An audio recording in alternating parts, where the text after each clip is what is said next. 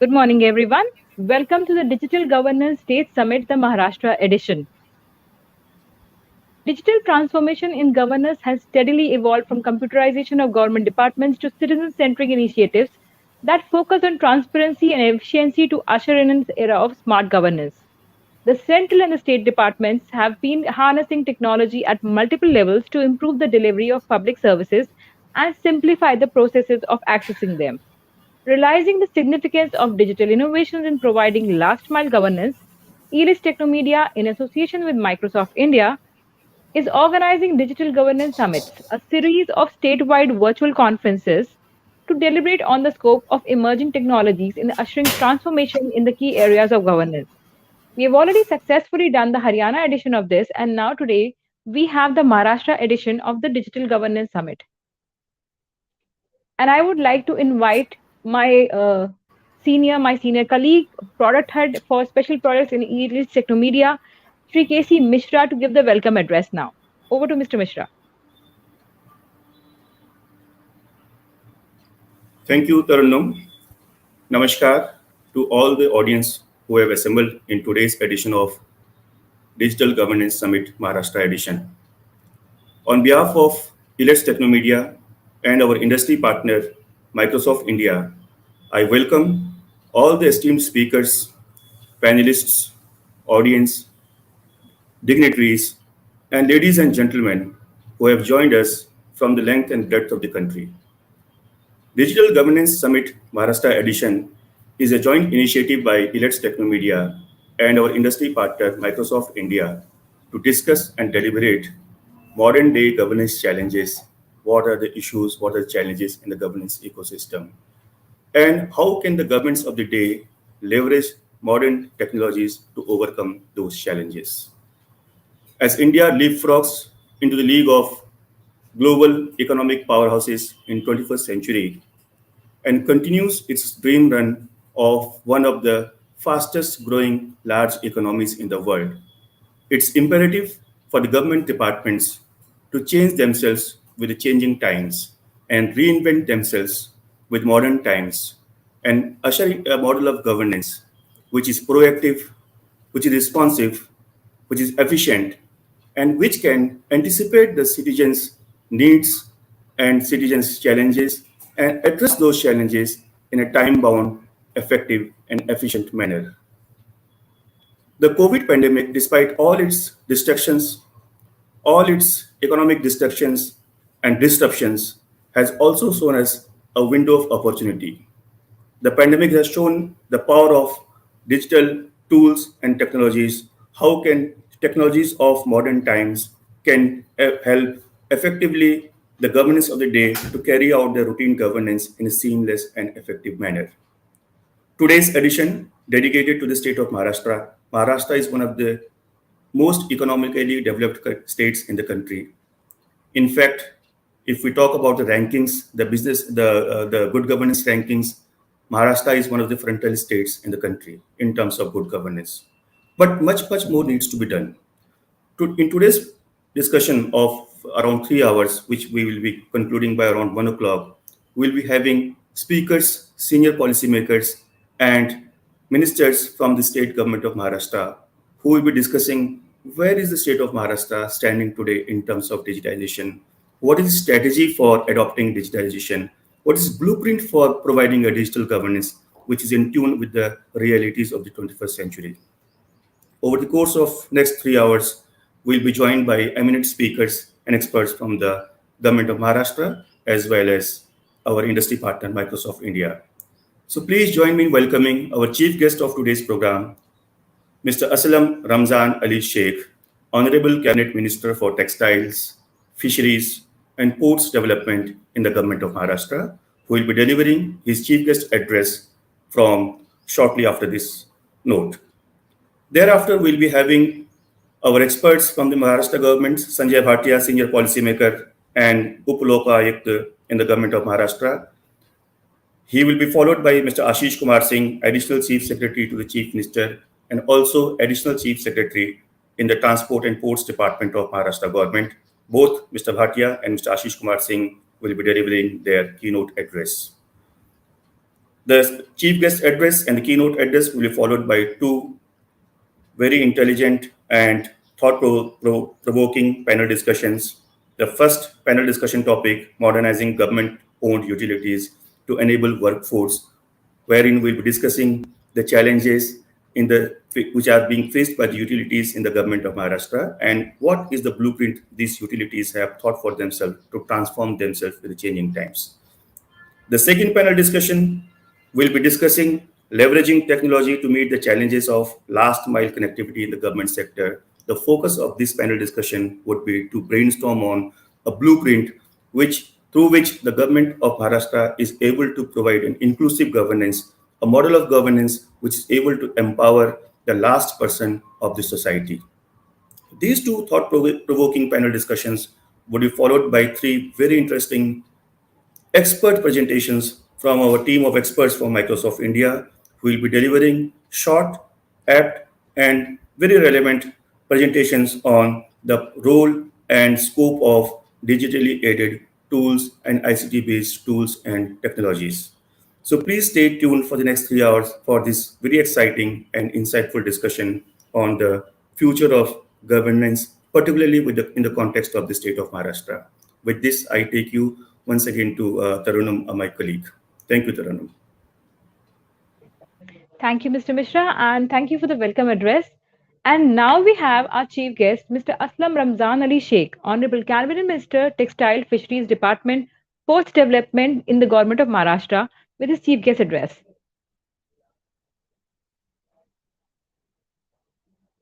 Very Namaskar and a very warm welcome to today's edition of Digital Governance Summit Maharashtra edition. The Digital Governance Summit is a joint initiative by Elets Technomedia along with its industry partner, Microsoft India. The primary objective of this conference is to initiate an online dialogue, a virtual dialogue across various states of the country to identify best initiatives, best innovations in the governance. The objective is also to identify what have been the key challenges in the governance ecosystem in recent years, particularly with the context to COVID pandemic, which was a once in a century old crisis of its own kind. And how were the governments across the board able to overcome this challenge, particularly with the help of emerging technologies. It's indeed a privilege and honor for us to have here at this conference today the chief guest of this program, His Excellency Aslam Ramzan Ali Sheikh. His Excellency Aslam Ramzan Ali Sheikh is the Honorable Cabinet Minister, Department of Textiles, Fisheries and Ports, Government of Maharashtra. In addition, Shri Sheikh is also the Guardian Minister for Mumbai City. He is member of the Maharashtra Legislative Assembly, representing Malad West Assembly constituency in Mumbai, Maharashtra. With the objective to make Malad more self-sufficient, the Honorable Minister spends a lot of time and resources in fulfilling the basic needs of the people of his constituency, like good roads, food, water, basic jobs, and education. He has been consistently taking initiative for continuous development of his constituency. Warm welcome to this program once again, His Excellency Aslam Sheikh Sahab. बहुत-बहुत स्वागत आपका. Thank you so much, sir. Honorable Minister, you will be agreeing that the past 2 years have been seeing a tectonic shift as far as our approach towards governance is concerned. With a rapid growth in the economy, today's India is one of the fastest growing economies in the world. And the last 2 years, we have seen how a crisis of its kind came up and how effectively the governments of the day rose to the occasion and tackled this problem head on.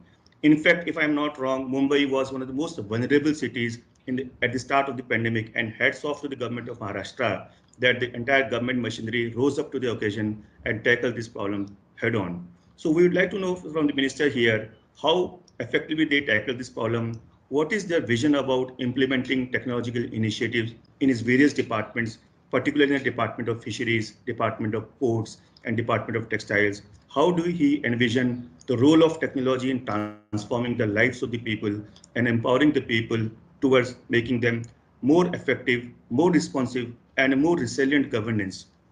And how is the government endeavoring to provide last mile connectivity to the last person on the queue with the help of technology.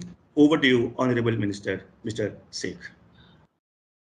Yeah, if you go to see after this corona pandemic, throughout the world, the working pattern and the system and the lifestyle has been completely changed. And where thousands of people used to work under one roof have completely shifted to a different pattern only, if you go to see. And now everything is being followed by the same way. And today, since your program is on, it is a great pleasure to be a part of this Digital Governance Summit, jointly organized by Elite Technomedia and Microsoft. It's a perfect platform for the policymakers and technology leaders to explore great generation innovations for the transforming governments. A lot of things you must have seen during this pandemic also, and the way, especially if you see in total India, the way Mumbai was affected, and you know the way the Mumbai works, the lifeline works, the things work, and the governance also. We had to face a lot of challenges, and in these challenges only, we got a lot of things done in a different ways only. Today, the country is leveraging the opportunities of evolving technology to ensure more accountable, efficient, and transparent governance. And the Maharashtra is one of the pioneer in promoting ICT and e-governance. The state vision is transforming governance and enriching lives through information and communication technology. The government of Maharashtra is bringing about a paradigm shifting in ways services are delivered. The state has been emphasizing and adopting of technology that supplements improvement in public service and delivery, accountability of the government. The state government has consistently focused on embracing cutting-edge technology initiative to take the government to a citizen doorstep. Maharashtra was one of the state in top center good governance in 2021, covering 10 major sectors. We will consistently work towards making e-governance more robust and effective. And I think so it's time to change also. If you go to see the things is when the things is going to come to an end and how the further things are going to work, this is also going to be a big challenge to everyone. So I think so this is will be the only way to work in future also. Towards you.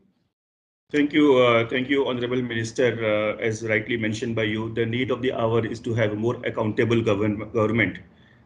In fact, if we say of more accountable government, then of course we are including responsibility towards the larger audience, the society at large. And as you rightly mentioned, that Maharashtra government and the state of Maharashtra are one of the front-running states as far as good governance is concerned. Mr. Minister, your message for investors, because if we talk of good governance, if we talk of technological transformation, if we talk of bringing and adopting new age emerging technologies, how can a technology solution provider like Microsoft India can help in partnering with the government in taking the initiative of the governance to an inclusive governance? No, the way I told you before only now things are completely going to be changed and people have adopted this lifestyle. So this technology coming up and upgrading time to time is going to do a lot of things, a lot of more changes, working faster and saving more of the times and more speed is going to be needed in future also. I think so we are going towards the right direction and your particular things is also going to give a boost and support to the working of governance as well as the private sector also.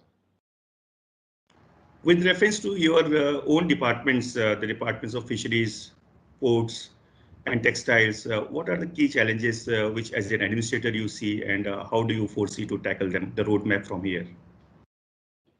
Oh, it is going to take some time, but I think so. The challenges has to be taken, and basically, if you go to see these three departments which I have, we have to interlink it, and we have to make it more easier for the consumer as well as the stakeholders of this ministry, which I have different patterns of their working, different patterns of their lifestyles and their goods and their selling, as well as the purchasing pattern. A lot of things need to be streamlined, and as I told you, things are going to be changed in recently. If I had, I don't know whether you have been to that exhibition in Dubai, where I think so. The Dubai became the first paperless country in the world, and I think so. The papers are going to be history in classes as well as the colleges and everywhere. you have to depend on technology, which we are going for. And in my department also, I would like to see how fast I can change the thing and start my department as a paperless and see the technology comes forefront.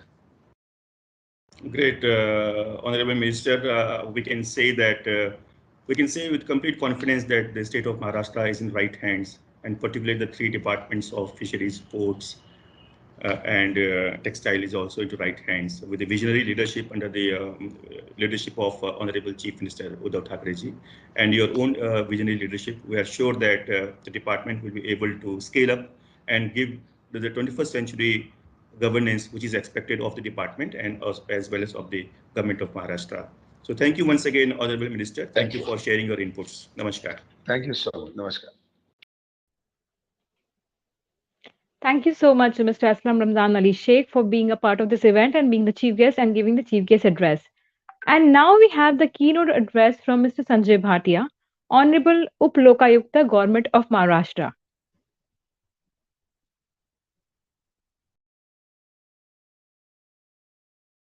Everyone, and welcome to the Digital Governance State Summit Maharashtra edition, organized by Elets Technomedia and presented by Microsoft with eGov as knowledge partner.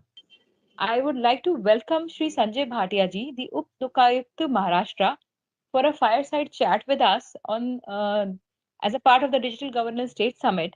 And let me give an introduction about Mr. Bhatia. Mr. Sanjay Bhatia is a mechanical engineer and an MBA from South Cross University, Australia. He has been a Maharashtra cadre IAS officer in the rank of Chief Secretary of the state and Secretary in the Government of India. He has 36 years of experience serving at various senior levels in Government of India and Government of Maharashtra. He is presently the Up Lokayukta of Maharashtra in the rank of High Court Judge. His last IAS posting before the present assignment was Chairman Mumbai Port Trust in the rank of Secretary to Government of India and Chairman Indian Ports Association. He has held a number of other important portfolios such as Vice Chairman and Managing Director, CIDCO in development of towns, airport and metro, Commissioner Sale Tax, Maharashtra, Managing Director, Maharashtra State Electricity Distribution Company, Secretary, Maharashtra State Electricity Board, Additional Director General, YASHADA, Director Heavy Industries, Government of India, Collector Gadchiroli, Chief Executive Officer Zilla Parishad Solapur, and Prant Officer Karveer District, Kolhapur, etc., and has brought transparency reforms in management and HR development in all these organizations with the help of meditation techniques. He has been awarded a number of awards such as Ananya Award for Fighting Against Corruption, E-Governance Awards, Rajiv Gandhi Gatiman Prashashan Award, Mahashilpkar Award, Bloomberg Award, and Travelers Today Award for contribution to the development of cruise tourism in India. He is also a trainer of heartfulness meditation and had been practicing meditation for the last 20 years. Welcome, sir. And it's a very fine, in fact, introduction I read here. I'm sure all our viewers will also be very delighted to see this. Beginning my conversation with you, I would like to ask your experience about the Port Trust and CIDCO. Okay, first of all, let me congratulate Ravi Gupta on organizing this Digital Governance Summit. In fact, this is a very good initiative. And this time I'm told Microsoft has also joined, so great. In the digital side, my experiences of Mumbai Port and CIDCO were quite some work which was done there. In CIDCO, we went ahead and did ERP for the whole of CIDCO. E-payments were introduced, electronic billing was introduced, and but the main emphasis was on ERP. We simultaneously, to bring transparency, we had also started a app on vigilance app in which anybody could make an application, and then that information would only be available to the chief vigilance officer and nobody else. There were some more reforms which we did in allotment of lands and complete digitization of those lands. And earlier, there was a lot of subjectivity which was there in allotment of those lands to the project affected persons, 12.5% and all that subjectivity was removed through digitization and it was made completely transparent uh, to such an extent that even our board resolutions and everything we had started putting on the net. So on our website, every decision was available and we had created certain booths like your ATMs where a person can, a PAP can come and see his file on his own electronically. And if he needs a copy, he can take a copy. So these are some of the reforms which had taken place at that time. It's what I'm talking about is I think more than 6 years back. So technology has moved further, and I'm sure Sidco would have taken it way further by now. In Mumbai port, it was a different ball game completely because I was also the chairman of IPA, which is Indian Ports Association. So all the efforts which we were doing were for all the ports of the country, all the major ports of the country. So the first thing, same thing again, ERP was introduced here also for all the ports. And in fact, by the time I left, the work was 90 to 95% completed. And it makes a huge difference in ports because I don't know whether you people are aware that there are a lot of agents in the port business, custom handling agent, at every stage they're intermediaries. Now, with this ERP introduction in the port, and then the ports communicating with each other, the work of these agents and the intermediaries reduced very substantially. And the second thing which as IPA we were doing, which is was to set up a national logistics portal, which is for all logistics vis-a-vis marine area, everything to be completely computerized. For that, what we had done, we had set up a port community system, and then we were upgrading it. And you'll be surprised, we had come to this conclusion that we will not do all the hardware and software ourselves. We will only build the core, and then we will allow anyone who's done a good thing. For example, the shipping business itself. In the shipping, there were already in existence very good softwares. So, we were allowing them to latch on to this system so that there can be a complete logistics portal all over the country. So this was a development of a core and then a latch on system for any software for, in fact, all the possible stakeholders. Then, of course, introduction of e-office, e-payment, all these other things were done at that time. These are some of the digital things which we did in Sitco and the port. Do you think technology interventions like chatbots can actually improve the efficiency of the Lokayukta and help citizens in getting their issues resolved without much hassles? Yeah, I think yes, chatbots can especially help uh, in let's say when the applicant or the complainant is filling up his application. At that time, there are a number of things which he need to put into the application, and a chatbot can really guide him in that. Today, many applications get rejected, and then we ask him to fill it up again. Then time gets wasted. Although it is coming electronically, but he doesn't get a help. This will help the applicant in that. So I think it can be very useful. Under chatbot, later on, I think when we get into something like artificial intelligence parts also, then we can have our own systems where they are also guiding the complainants on what is happening. In rest of the things, it is more personal because the complainant is he will come for a hearing, he will give all the details, and the officer against whom the allegation has been made and his superior officer, they will have to come personally. Now, personally means virtually. and give the answers to that. Maybe later on that will also, there will be some help in that, in data transfer and all through the chatbots. So, Lokayukta is one department where the authority aims to reduce the number of users. In your opinion, what could be the possible measures taken to cut down the number of cases of maladministration? Is constituting a special committee in partnership with tech companies to tighten security measures be an option? I don't know whether there is a partnership required with the tech company in that. In fact, if in the whole, see what is our goal. Our goal of the Lokayukt is that the corruption and the allegations, all they reduce. Now, how do they reduce? They get reduced if in the administration itself you introduce transparency, reduce subjectivity.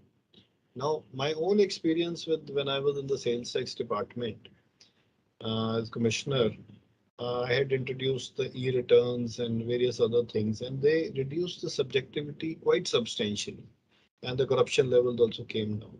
So, if all the departments of government of Maharashtra they go in for complete digitization, then I'm sure the subjectivity will get reduced.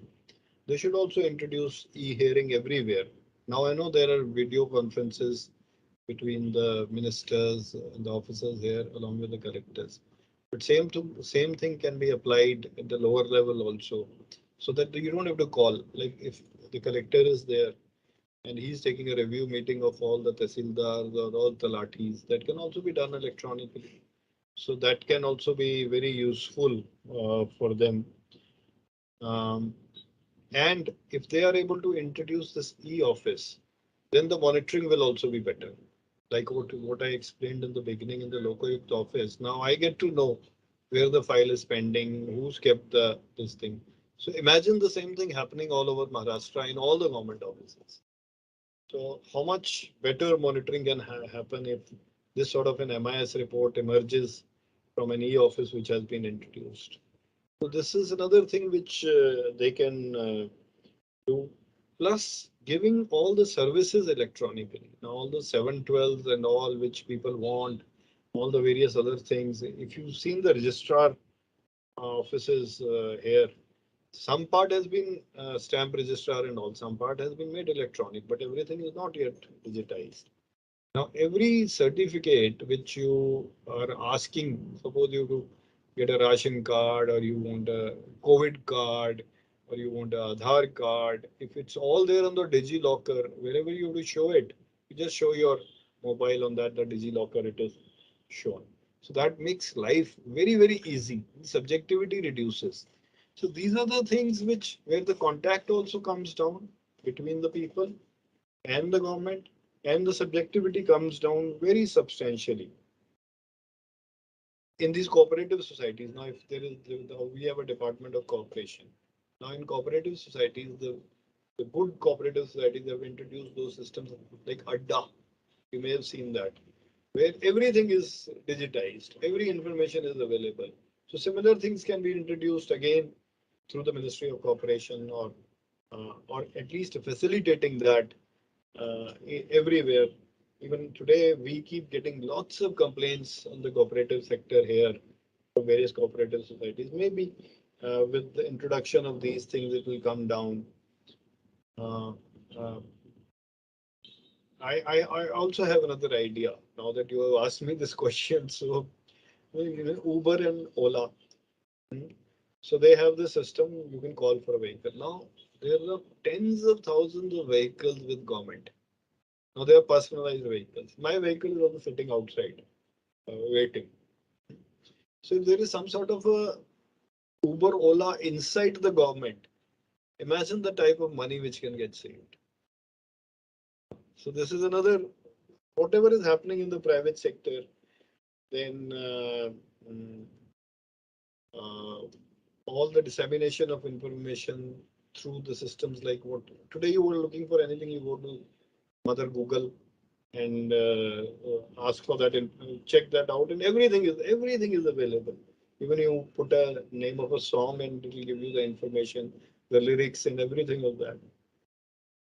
Uh, so what I'm saying is that if you introduce all these things, digitization, electronics, and all the digital tools which are available in the functioning of the government, life for the citizen will become much, much easier. Subjectivity will get reduced, more transparency will happen, and we will get less complaints. So this is what is my thinking on your uh, reduction of corruption in the administration. That was in fact wonderful, sir, because we have seen, very fine examples of how digitalization has actually reduced corruption, has actually, become a more money-saving kind of an exercise, and the kind of ideas you have now. We are actually looking forward to your many more roles to come, where you'll be implementing more digital options and ensuring more safer and more much better governance everywhere. Thank you so much, sir, for giving us time, your valuable time for this session. And it has been wonderful talking to you. Thank you so much, sir. Thank you, Tarun. Thank you. Okay. Thank you, sir. Thank you so much, Mr. Bhatia. And now we have a keynote address from Mr. Ashish Kumar Singh, Additional Chief Secretary to Chief Minister, Transport and Ports, Government of Maharashtra.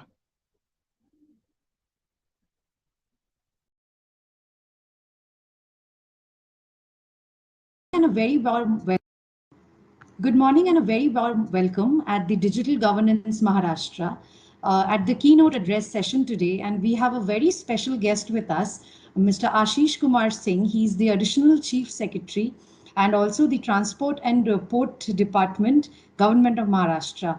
I welcome you, sir, at our keynote session address today. And we also have along with us our CEO and Editor-in-Chief, Dr. Ravi Gupta. Welcome, sir.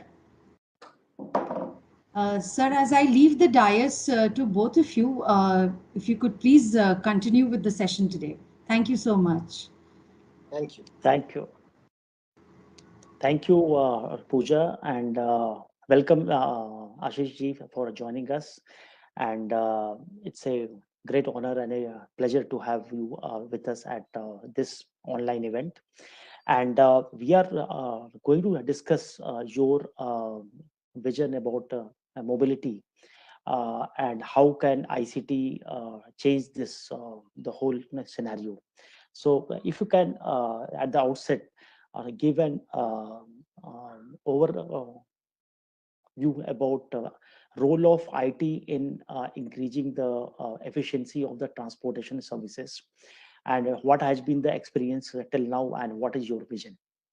So at the outset, I want to thank you, Mr. Gupta, for inviting me to attend this Digital Governance Maharashtra session for 2022. It is indeed my privilege and pleasure to be here. I always give this example that when Carl Benz invented the automobile in 1885, little would he have known that in 135 years, it will turn out to be the ultimate disruptor of human lives and the civic way of life. Undoubtedly, it gives us extraordinary new freedom to travel great distances and to get around like never before. It spawned new industries, thousands of new companies, and drove generations of personal and economic growth. Yet, over time, our towns and cities were getting designed around the automobile, and roads had started taking precedence over lakes and gardens. The freedom to move is leading towards a world where roads are being built for cars. This is more true for India than most other countries, which have actually invented the automobile. Worst of all, the time we used to spend with each other is now often wasted in congestion and traffic. Just before the COVID lockdown announcement, a regular urban commuter in India used to spend an average of about 1,000 hours annually in traffic. It is expected to increase to 4,000 hours by 2050.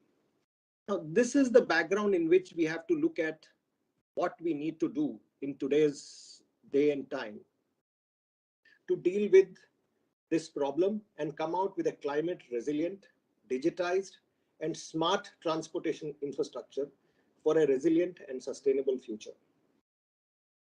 The Department of Transport in Maharashtra is responsible for regulation of all road transport and providing intercity and rural public transport. Our bus fleet consists of 18,500 buses, and before the COVID-19 pandemic, we were transporting 6.7 million passengers daily. It also deals with the development of all the state level, non-federal, non-major ports in the state of Maharashtra. I think there are few issues that we need to address before we plan for creation of a climate resilient, sustainable transport infrastructure. First, we need to imagine the new modes of travel that will emerge in the coming decade. Will it be Hyperloop? Will it be flying pods? Will it be autonomous? Will it be electric? Or will it be hydrogen fueled? We need to address these questions before we plan for our future transport infrastructure. Maharashtra has an MOU with Virgin Hyperloop for its first pilot project connecting Pune with Navi Mumbai. We are also partnering with the Union government and the neighboring state government for a bullet train project in collaboration with Japan. Secondly, what we need to think now is what kind of service and operating models will appear as we move towards an autonomous, shared and connected mobility. Given the high population density that India has, and particularly in Maharashtra, coupled with higher bandwidth and increasing internet density, the way of life is undergoing a change. COVID has further hastened this change. While we were planning for higher transit-oriented development by giving higher floor space areas in our cities, remote work and distance education has increasingly affected the transportation industry. Working from somewhere else than the office is becoming increasingly acceptable. Finally, we also need to figure out the future of highway traffic. What is the future going to be like? Solar technologies are developing rapidly with new concepts and ideas constantly entering the markets. In Maharashtra, we are setting up solar panels on 2 of our expressways on a pilot basis. Our expectation is that we will be able to generate 300 megawatts of solar energy through this intervention. On the port front, bunker fuel is the world's dirtiest fuel. We are modifying our port infrastructure to provide cleaner fuel or energy alternatives to the ships. This has already been mandated by the latest IMO, International Maritime Organization regulations, which we have adopted. Another effort is onshore power supply, where docked ships can shut off their engines to power them for dockside requirements. We are also mandating utilization of Internet of Things and big data for efficient decision making and logistics management. Ports can make use of big data and predictive analysis to schedule the arrival and departure of vessels for just-in-time arrival, enhancing the overall port efficiency. Adopting IoT, automation, and smart technology, we understand, will definitely reduce the carbon footprint massively by better asset management and port operations. We are also mandating the improvement of waste disposal facilities by modifying their infrastructure to manage and dispose of the waste better without harming the sea or the environment. Ballast water, chemical and ship waste can be pre-treated before being dumped into the sea. Rainwater can be harvested and stored for cleaning purposes and other activities on ports. We are upgrading port equipment to include machinery like cranes, forklift trucks, etc., moving more on electricity than on diesel. And these cleaner fuels with lower emissions would definitely reduce significantly the kind of pollution that we are seeing these days. I am confident that your event today will be a step forward in the formulation of a new design for a climate resilient transport infrastructure, along with a new regulatory framework and a new vision for movement of goods and passengers across the country and the world.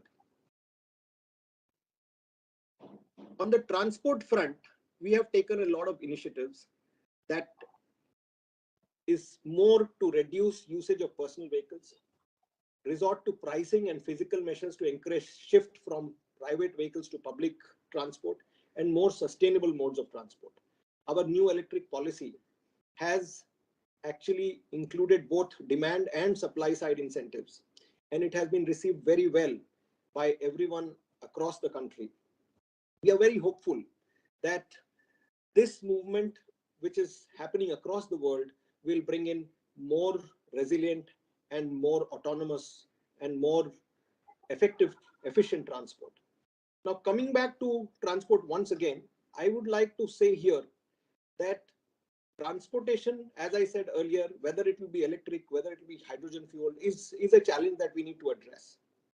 If we move on to electric transport as we are trying to do right now, then maybe there is a possibility that we might miss out on the alternative fuels that might be fuels of the future like hydrogen. So we have also started working on creating a policy on hydrogen, just as we have already done a policy on electric vehicles. Our policy on electric vehicles has already yielded significant results. The registration in Maharashtra has gone up by 157% for electric vehicles in just a matter of 8 to 10 months since the announcement of the policy. This is, I think, a very, very positive endorsement of our policy that we have initiated.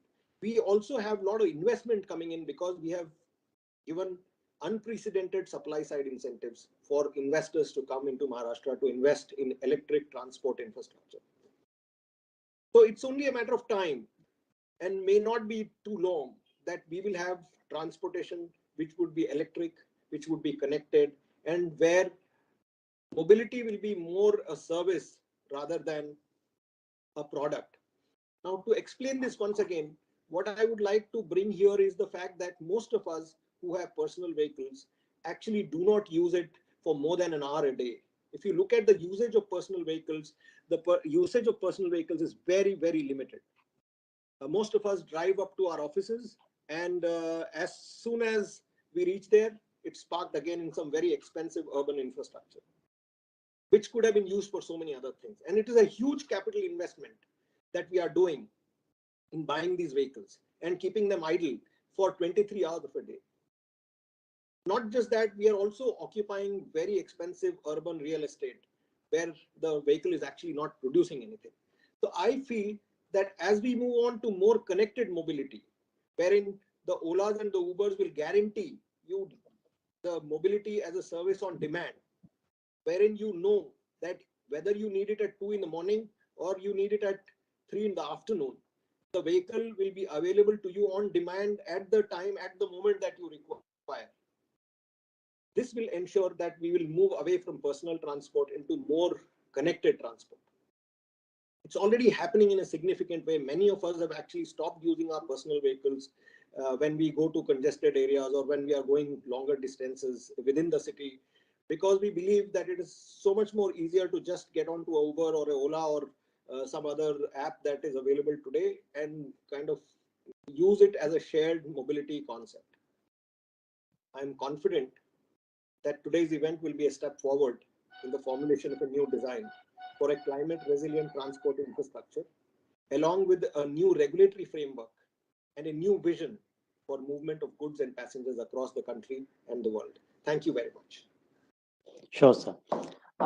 If you allow, may I ask a few questions? Sir, there is a increased emphasis on the footpaths and the cycle tracks. So if you would like to highlight any aspects on these issues. See, while we have actually mandated it in our development plans, the actual execution is not happening in most cities. The reason is that we are still very hooked on to personal transportation. COVID has actually further enhanced it because of the social distancing norms that people felt should be followed. And so more and more people are actually moving away from public transport into personal transport. I'm very confident that it is only a matter of time that we'll get back to normalcy. But more than that, just as I said earlier, the fact that there is going to be mobility available as a service on demand has been proven by the Olas and the Ubers of the world. It's only a matter of time that more autonomous vehicles might also come up. The US already has a lot of autonomous vehicle research going on. Now, I'm not saying that it is good for India because it may actually put a lot of people out of work, but it is definitely going to happen. There is a ship which has been already operational in Norway, which is running autonomously. So it's just a matter of time. And when you have autonomous vehicles, what it will do is that your drivers are not going to get tired. they will operate 24/7 because the vehicle is only going to get tired in terms of machinery because there's no one driving it. Of course, it will require newer regulation because, as you would know, that regulation that would be required for an autonomous vehicle is completely different from the regulation that you have for a private vehicle or a public transport that we are operating today, in terms of what kind of insurance, in terms of what the vehicle should do in an accident situation, because all decisions are going to be taken technologically. So that is where I think we need to think about the future before we embark on understanding the solution or the answer to your question. Sure. And another point which I wish to discuss is about the public transport, which is the buses in the cities. And earlier, buses were most important public transport system available. Now there's a option of private taxi and other modes also getting available. But what is the importance of buses you see in the current context? In our country, I personally feel that bus is going to be the major mode of transport. There are two advantages of a bus. Unlike a metro, which carries larger number of people, it does not take so much time to put a bus on road. So whatever be the capacity of a metro, at almost 1/100th of the cost, you can set up a bus transport infrastructure overnight, which will move same number of people. Uh, this is where I think the bus has a significant advantage. It has greater intermobility advantages as well, in the sense that it can move on tracks different from the track that you typically identify in a metro project. I'm not saying metros are not required for high density mass transit. Metros will still be an option, but I still believe that the cheapest available option for public transport in India is going to be buses. Now, what is the future of buses in India, particularly buses in public transport? We have recently come out with a tender in the Bombay Electric Supply and Transport, the BEST, which operates the public bus service in Mumbai, for electric buses, for 2,000 electric buses. You'll be surprised that the OPEX cost of electric bus, which is air conditioned, is cheaper than the cost of operations that we are currently incurring in operating a regular ICE bus on the same route, which is not even air conditioned. We are also going in for another tender for the Maharashtra State Road Transport Corporation, which, as I said, operates about 18,500 buses. BST operates currently about 3,500 buses. So out of these 18,500, we are coming out with another tender for 2,000 buses. I think that together they will bring in enough might or enough strength to get the cost further reduced. And these are all OPEX costs, the GCC gross contract tenders, gross cost contract tenders. So here I believe that the future of transport is going to be, as I said, more public, depending on how course corona shapes up, but it definitely is going to be more connected and more shared. Even on personal transport front, I personally believe that we will all use more of shared transport in times to come, rather than own it and keep it in our homes for 23 hours a day doing nothing. Sure.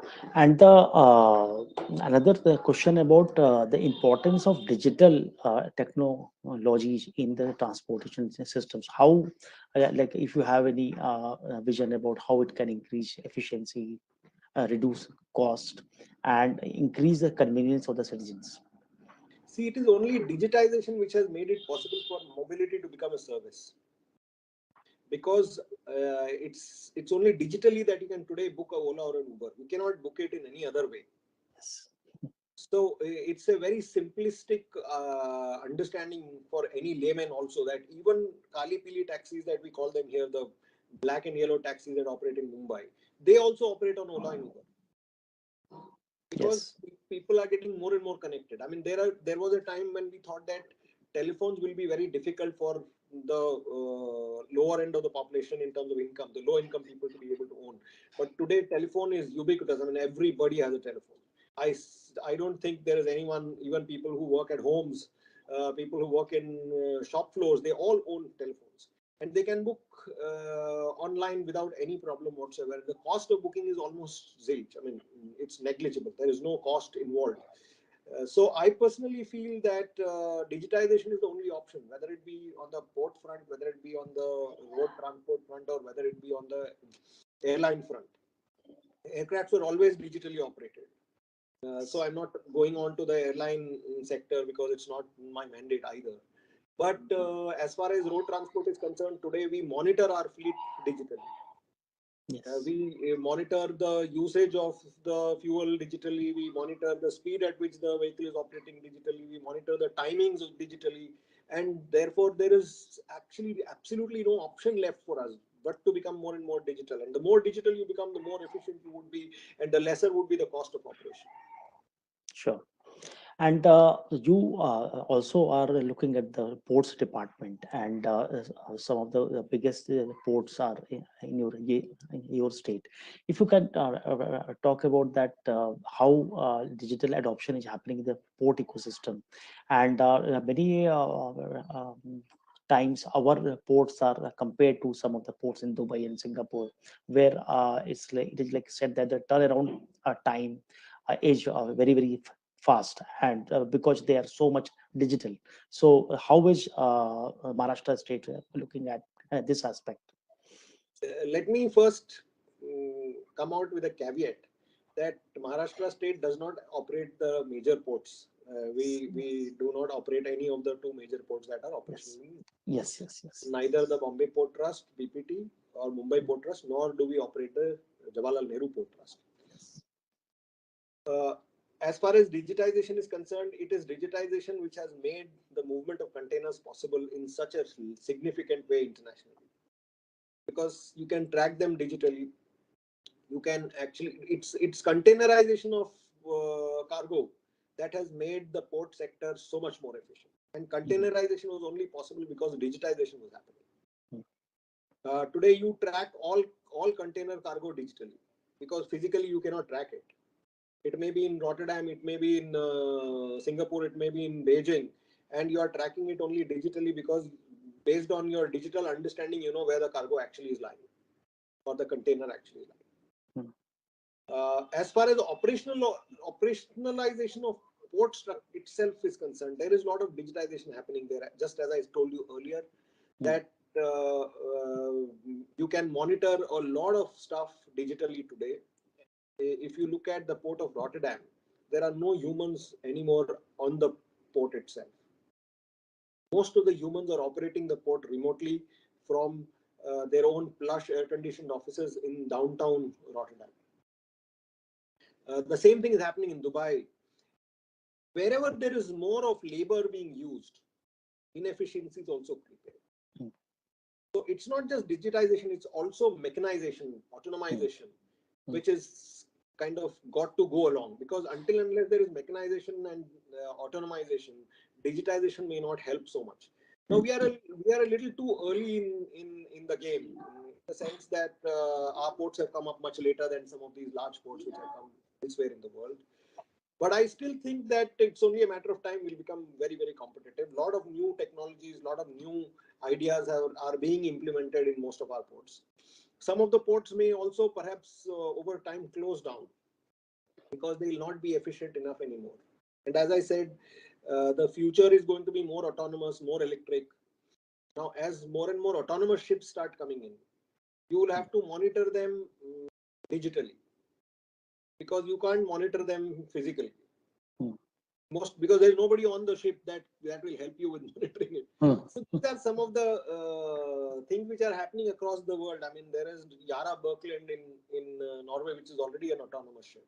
Now, most of Europe is experimenting with autonomization, is experimenting with electric vessels, is experimenting with making their ports so autonomized and so mechanized that they just do not need to have human beings on the port at all. So that reduces your risk of accidents. But at the same time, it increases joblessness of unskilled labor, even skilled labor. I mean, skilled, when I say, what I mean is the people who would operate these cranes, people who would operate the forklifts, they might not be required in times to come. So we'll have to reinvent ourselves. It's a very huge challenge. It's a threat that is looming large. Until unless we see this threat, this challenge, and immediately work on creating new skill sets in our population, we will be perhaps either very inefficient or left behind. Sure. Let me ask you something. There's a whole movement called Digital India, which is going on, and e-governance is a concept which has been there for last 15 years in India. So if you can specifically talk about the departments you are handling, transport and ports, how is e-governance or Digital India initiatives they are getting handled there? See, e-governance is something which is again not limited to government itself. Because what is government? Government is an entity which is continuously wanting to provide services to its citizens. There are two elements, therefore, in e-governance. One is digitization within the government for getting the work of the government done. Yes. The other is digitization of services which are being provided to citizens at large. Yes. Now, on both the fronts, lot of activities going on in India, and Maharashtra is not anywhere behind. There is this whole JAM Trinity, as it is called, which is significantly improved provision of services to our citizens. So the Jandhan, Aadhaar and mobiles have made it possible for us to now directly interact with citizens, ensure that all benefits are transferred, or financial benefits. There is this thing within the government, and there is this provision of digitization for the convenience of citizens. So in the transport department today, we have digitized almost 98% of all the services that we provide to our citizens. For example, you can sit at home and appear for a learning license exam, and you can sit as many times because you can prepare. Earlier, we used to call them, and most of them would come in ways in which they could somehow pass. But today you can take the exam 100 times in the same day, or 2 days, or 3 days, so you can prepare better. And since you are sitting at home, you don't feel that you have failed. Similarly, we are also setting up INC centers, as we call them, inspection and certification centers, for providing fitness, for certifying vehicles to be fit. Now, these are all totally digital experiences. Nothing is human there. I mean, the human is the one who's signing the certification, but the test of the vehicle, its fitness, is not being done in a manual human way. We are also trying to work on creating digitized driving license provision courses. So we have set up one center in Pune, where you just drive the car on the track, on the test track, and the track fails you or passes you based on how you perform on the various parameters. So there is a stop sign, there is a minimum speed at which you have to drive, there is a particular way you have to navigate the vehicle, you can't go out of that 8, and so on. And all this is being monitored remotely on a computer. And based on that, you can get your driving license. Now, this will produce good quality drivers, better quality drivers. We have also trying to set up simulators in all our offices and in many other places. We are trying to encourage the OEMs to set up simulators so that people can actually train for accident conditions. Now, in real life situations, you can't have an accident condition because it will hurt you. But on a simulator, you can create a lot of accident conditions. There is a child who runs in suddenly, there is an animal which suddenly comes on the way. What will be your response? And once you get trained on it over and over, when the incident actually happens, you are able to deal with it better. Similarly, you can train on rainy conditions, you can train on slippery conditions of the road, and so on. And these are the things which are only possible by digitization, because in a real life condition, humans will be put at greater risk. So these are some of the initiatives that we have taken. and you can see them also online. I mean, all the services that we have online are available for everybody to see. Within the government also, we are digitizing very significantly. We have e-office now, where all file movement is electronic. We have most of our leave applications, most of our service records are all digitized. And but that is more in-house. It does not have any benefit for the citizen, although it makes government become a little more efficient. So you have mentioned both about the government to government initiative, which is like G2G, and there's a G2C, which is the government to citizen initiatives, which are getting digitized. And in fact, if the government work processes are becoming more efficient, they will uh, like ultimately benefit the citizen itself. So say a great step. Yeah.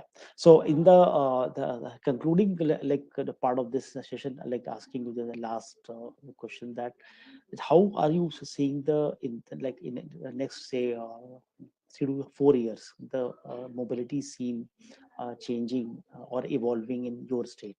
If you can throw some highlight, and both at the big cities and also in the smaller cities. See, our electric vehicle policy, as I said, is out, and it is to begin with dealing with the 6 major urban agglomerations that we have in the state. That includes Mumbai, Pune, Aurangabad, Nashik, Nagpur, and Amravati. We are also looking at fully electrifying a few routes to begin with in the very current year, which is Mumbai, Pune, Pune, Nashik, Nashik, Mumbai, and then extend it to Pune, Kolhapur, which will actually connect some other towns in between, like Solapur, Satara, Pune, Solapur, Pune, Sangli. These are some of the routes that we intend to electrify by putting in charging infrastructure. Because until unless charging infrastructure is in place, electric vehicles may not really find as much of an excitement.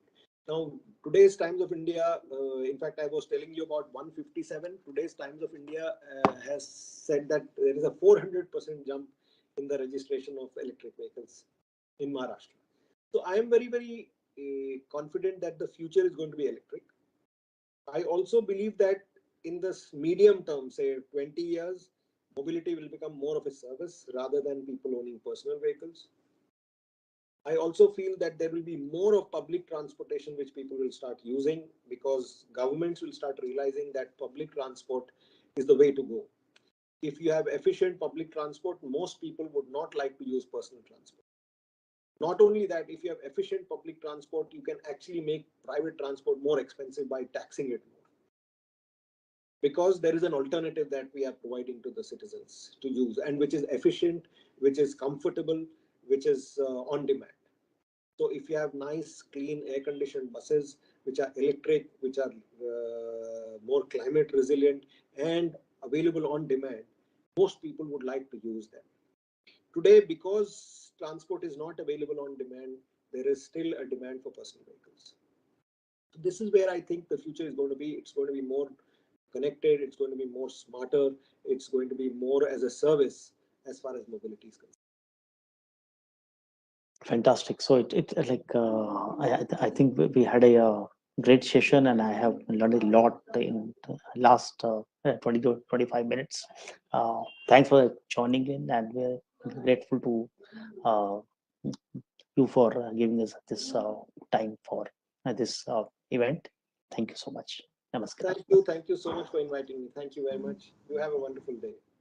Thank you. Yeah, great, sir. So Thank you so much, Ravi sir. Thank you so much, Ashish sir, for gracing the occasion and for your rich, insightful session today. Thank you very much, both of you, for attending this session sure. today. Thank you. Ashish sir बस 1 minute में आपसे ये after listening to you, I was like thinking कि if you think it's a good idea, we can actually think about organizing a mobility summit in Mumbai and under your guidance. So we can mobilize some of the industry players, and who can talk about all these issues, and also bring some experts under your guidance. So if Right, we are doing a very big event in Pune starting from the 2nd to the 6th of April. Okay. Internet Fuel Conclave. Okay, wow. Okay. So we have got all the OEMs, all the electric vehicle manufacturers, charging infrastructure players, and even the hydrogen experiment that is happening in Pune. In Okay. fact, there's a company called KPIT which has come out with these fuel cells which are powering a hydrogen bus. So that's happening in Pune from the 2nd to the 6th. So maybe you can think about it after a few months. Because Sure, sir. Sure, sir. ये तो sir, this is about specifically about the alternative fuel. But what I was thinking about mobility. Mobility है वो basically it's mostly about mobility. अच्छा, it's mostly about हमने mobility. alternative fuel conclave रखा है, but it is अच्छा, not okay. fuels. It is more on mobility. Okay. And we have Fine, an sir. exhibition of all the EVs. We have a rally of EVs, which is a part. Wow, fantastic, sir. So, ठीक है, sir, which is fine. So we will look it afterwards. Thank you so much. Thank you so much. Thank you. Pleasure.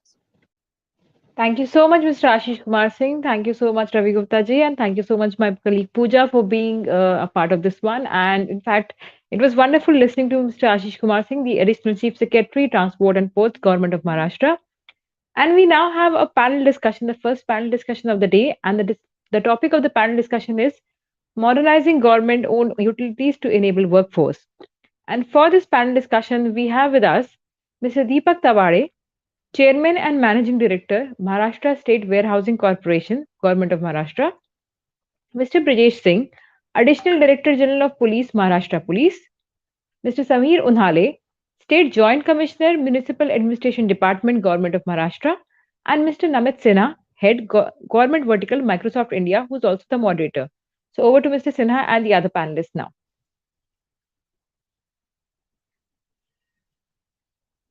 Warm welcome, everyone. A very warm welcome, everyone, at the Digital Governance State Summit Maharashtra edition. Elets Technomedia and Microsoft Education India are proud to announce Digital Governance Summit 2022. This virtual conference will bring the government policymakers and technology leaders on a common platform to explore the potential of technology in achieving the last mile connectivity. We have an astounding panelists today with us. Let me introduce with Mr. Namit Sinha. He's the head government vertical Microsoft India, who will be moderating the session. We have with us Shri Sameer Unhale ji. He is the State Joint Commissioner, Municipal Administration, Government of Maharashtra. We have Shri Brajesh Singh ji, who is the Additional Director General of Police, Government of Maharashtra. We also have Mr. Deepak Tawade, who is the Chief Managing Director, Maharashtra State Warehousing Corporation. I leave the virtual dais to you, Namit ji, to take it forward. Thank you so much. Thank you, Pooja, and thank you very much, my panelists here. Very warm welcome to all of you. Thank you for taking time and coming and talking to us and sharing your ideas, sharing your thoughts, sharing your visions about digital governance in Maharashtra state. So let me begin by asking you, Mr. Brajesh, if you could just tell us Maharashtra Police again. Whenever we think about Maharashtra Police, we think about very vast states, very state with a lot of industries, a lot of action which is happening around the states. IT is going to play a very significant role in various parts of the world, and we are just wanting to understand from your perspective in terms of how are you leveraging technology interventions to prevent the crime and enhance the effective surveillance across the state. So if you can just give us some ideas and some thoughts around it, we can begin this conversation. I think Maharashtra as a state is as complex as it can get. So you can have right from a cyber attack to an agrarian agitation at the same time. So the spectrum is huge. And of all branches of governance, the kind of technology which is used in law enforcement is very varied. So, this is probably the only branch of the government which would be using right from DNA to drones. And Maharashtra that way is a very developed state. Maharashtra Police and Bombay Police have had a great name since I should say the history of the country, and even in the British times. And we have been at the cutting edge of implementing various technological projects. So if you see, there are, surveillance would be a wrong word, but there are smart city projects across the state wherein you have CCTV cameras, which are helping improve security and safety, especially for women and children. We also have automatic number plate recognition cameras at various places, speed detectors. So this, all in all, this camera technology, smart city technology has given great dividend in terms of enhancing safety for our people and our citizens. And earlier, what used to be strictly a policing domain has actually become a kind of convergence wherein various branches of government help. So, see, the CCTVs and all these infrastructure is generally the domain of municipal administration. So even for traffic, we get great help from municipal administration. They help us install these technologies. So when I used to head traffic in Mumbai, from a very long time in Mumbai, we had this automatic load balancing kind of thing. So earlier, in the first version of the technology, we had these S-shaped loops which were below the road, which used to basically count the vehicles. Today we have cameras everywhere. Even before the CCTVs came, we had cameras which could count and automatically give a green corridor by balancing the load across traffic signal timings. So right from these to citizen services to safety and security, Maharashtra Police has been using technology. We have the most number of DNA labs. You'll be surprised to believe that we also have a wildlife DNA lab. And there are DNA labs specifically catered to offenses against women and children. This and then increasingly we have digitized our police records. So CCTNS, though Crime and Criminal Tracking Network Systems, is a nationwide project, but Maharashtra has been one of the leaders in this. We completed that project in 2015. We digitized crores of records, and we can search all our FIRs and station diaries in real time. We can make real time searches across, this whole probably 1140 efficiency. Apart from that, we have another project called Automated Multimodal Biometric Identification System. Then we have a network of cybercrime labs. We were first in the country to have dedicated cybercrime police stations and cyber labs all across this thing, plus a dedicated, cybercrime unit in the state. So, be it drones for law and order to public services where you have apps or performing analytics, even GIS, GPS. So Bombay Police, for years, for decades, has had a response time of less than 5 minutes, and that is because vehicles were equipped with GPS. I'm talking of the times when I was DCP, and they can locate these vehicles on a GIS in real time. So overall, Maharashtra has been a leading state. We have been using technology to the hilt, and we have got excellent support from the government and administration in this. Thank you very much, Mr. Singh. In fact, no, you talked about some very, very interesting thing, and which we are seeing across the world as well, and they're beginning to see in India as well. You talked about safe city, you talked about drones, you talked about using the artificial intelligence technologies to create a green corridor. I think these are the best use cases of using technology in terms of providing better citizen services and better management of traffic, better providing safety and security to women and children. So you talked about all of them. I'm very glad that we are partnering with some of your states as well. I think Microsoft has been partner with Maharashtra in terms of providing the services as far as the policing is concerned. So very happy to hear all that uses of technology from you. I'll come back to you again, Mr. Singh. But if I can go back to Mr. Samir, you manage the city administration from a municipal administration side. So, if I can ask, any noteworthy transformation that you are doing in terms of the functioning of the urban local bodies in Maharashtra amidst this digital revolution which is going in India. So, if you can just let us know your perspective in terms of how exactly you are using this digital transformation for providing better services. Yeah, very good evening and greetings to my seniors who have joined this conference webinar. First of all, we will have to, as is normally said, that this century is urban century, and each and every aspect of administration is going to have one or another element or aspect of urbanity into it, and therefore, in that sense, the entire administration will be having an urban characteristic. Secondly, I think as far as the traditional way in which we understand the governance of cities is mostly through the municipalities. Of course, there are many various other institutions which are now coming up who are equally participating in managing the cities, like the development authorities, like the regional development authorities, the improvement trust, the smart cities, the parastatals, the mobilities, the metros, and all such, various multiple agencies are now intersecting in the urban space. And therefore, I think we will have to move away from the clerical approach of administration and governance and utilizing computerization for that into using the potential of the latest technology and thinking beyond silos and looking a step above the traditional e-governance approaches that we have had up to earlier.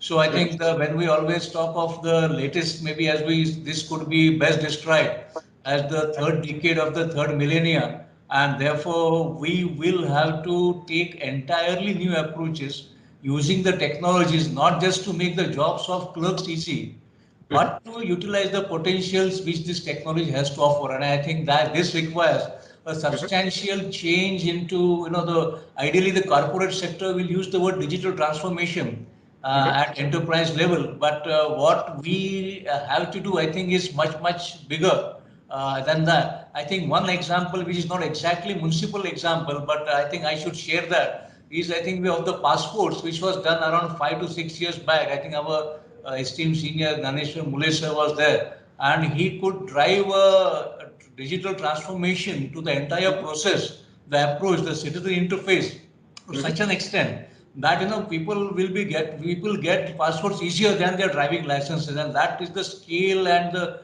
potential that one has to is a good example that we have.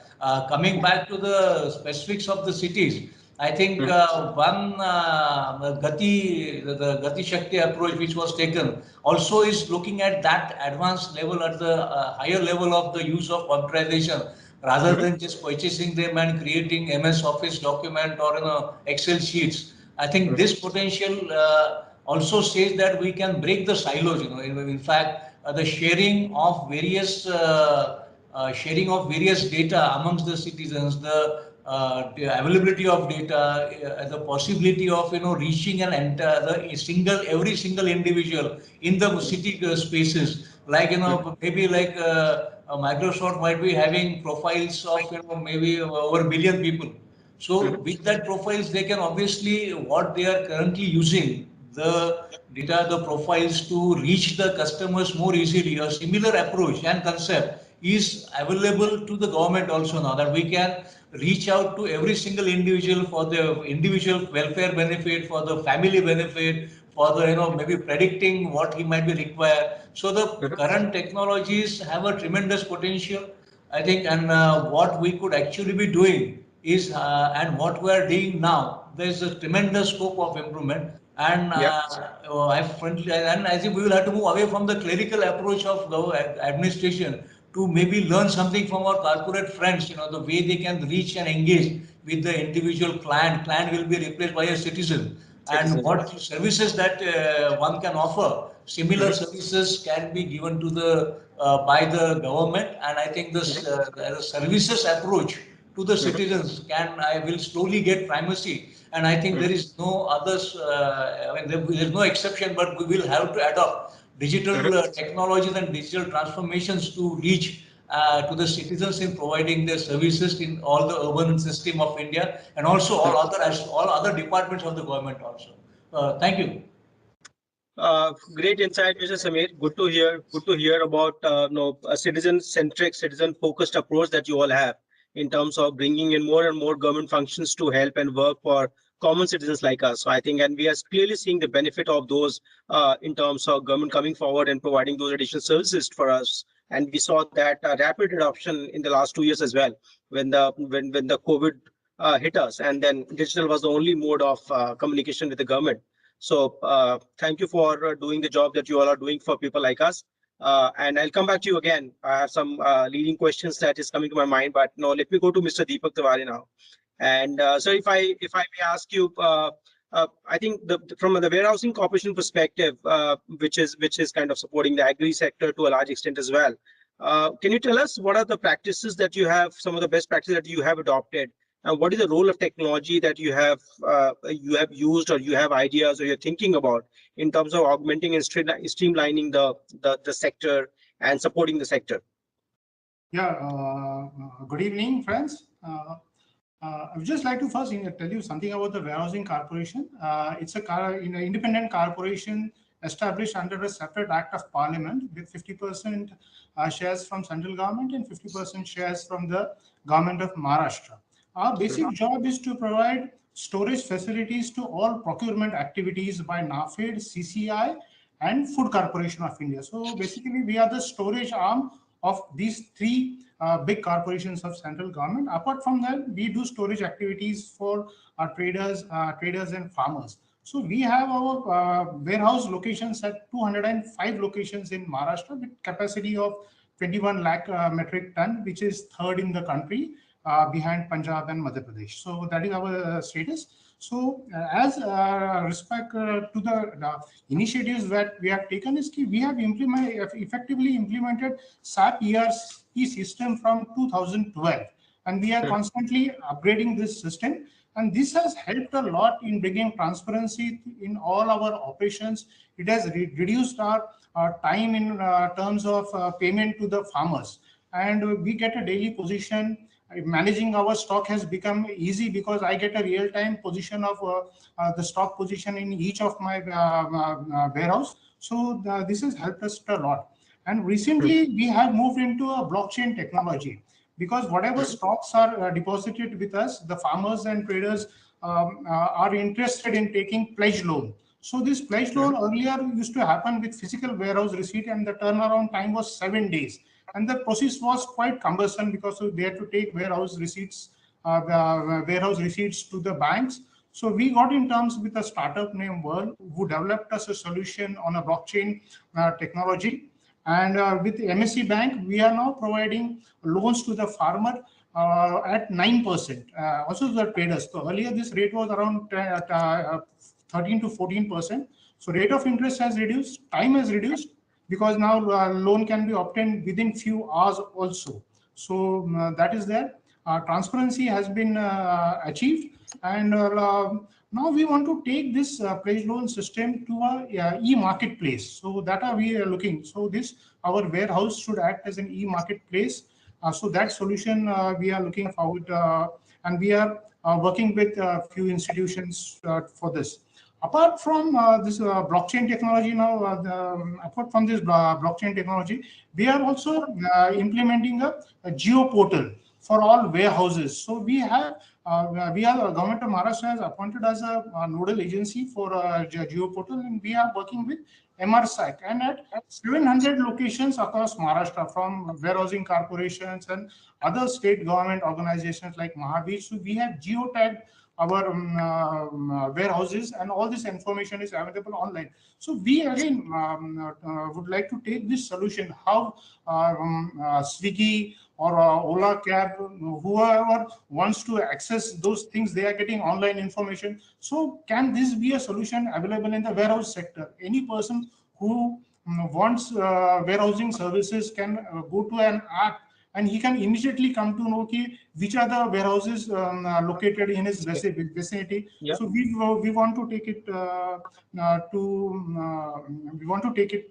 that level. Apart from this, we are also implementing one solution for a surveillance system. So we are putting up CCTV cameras in our select locations, around 50, and we are putting up a integrated command and control system at our head office.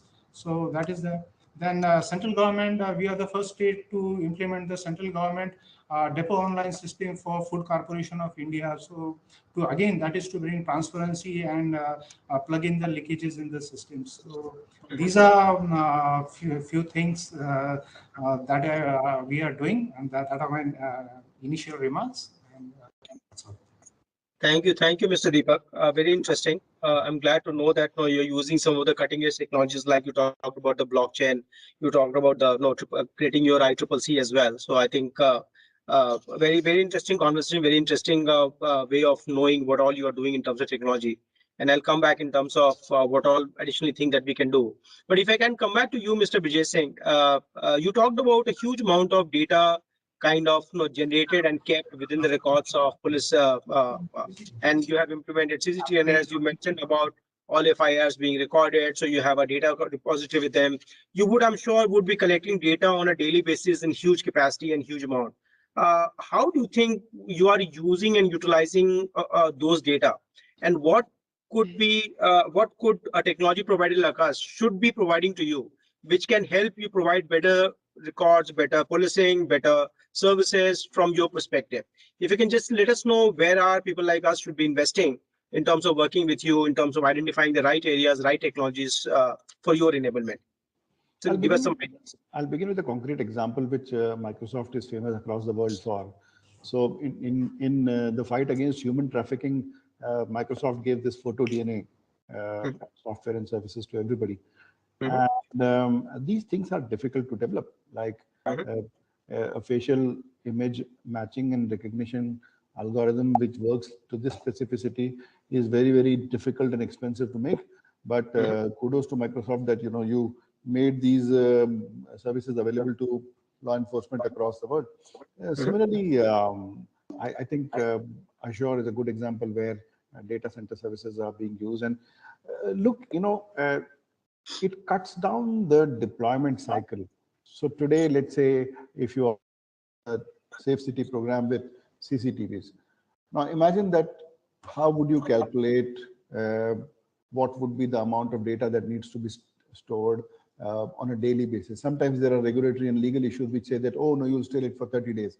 Somebody says, no, you store it for 1 year, so on and so forth, different codecs and various things. Now, to be able to dynamically allot this space and pay per use is a wonderful thing. Similarly, if let's say apps are to be developed for citizen services. Now, my colleague Samir also talked about this whole approach of developing apps and APIs for the government. And Taureji also talked about how government is looking at developing efficiencies of the scale which are available in the corporate sector. And it's a wonderful thing. And you see the great openness. We are three bureaucrats from Maharashtra here.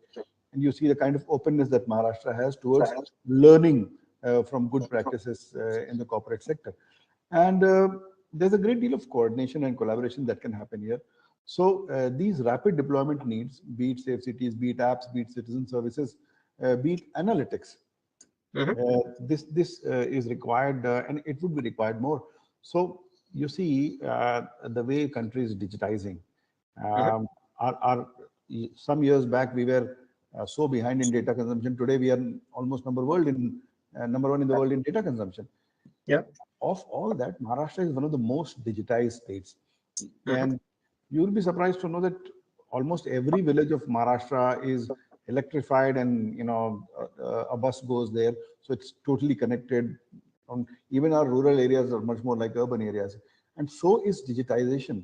I mean, everything is digitally connected. People are literate. People use these services, and here is a time when I think government should use this synergy, and government is using this synergy to develop better services for people.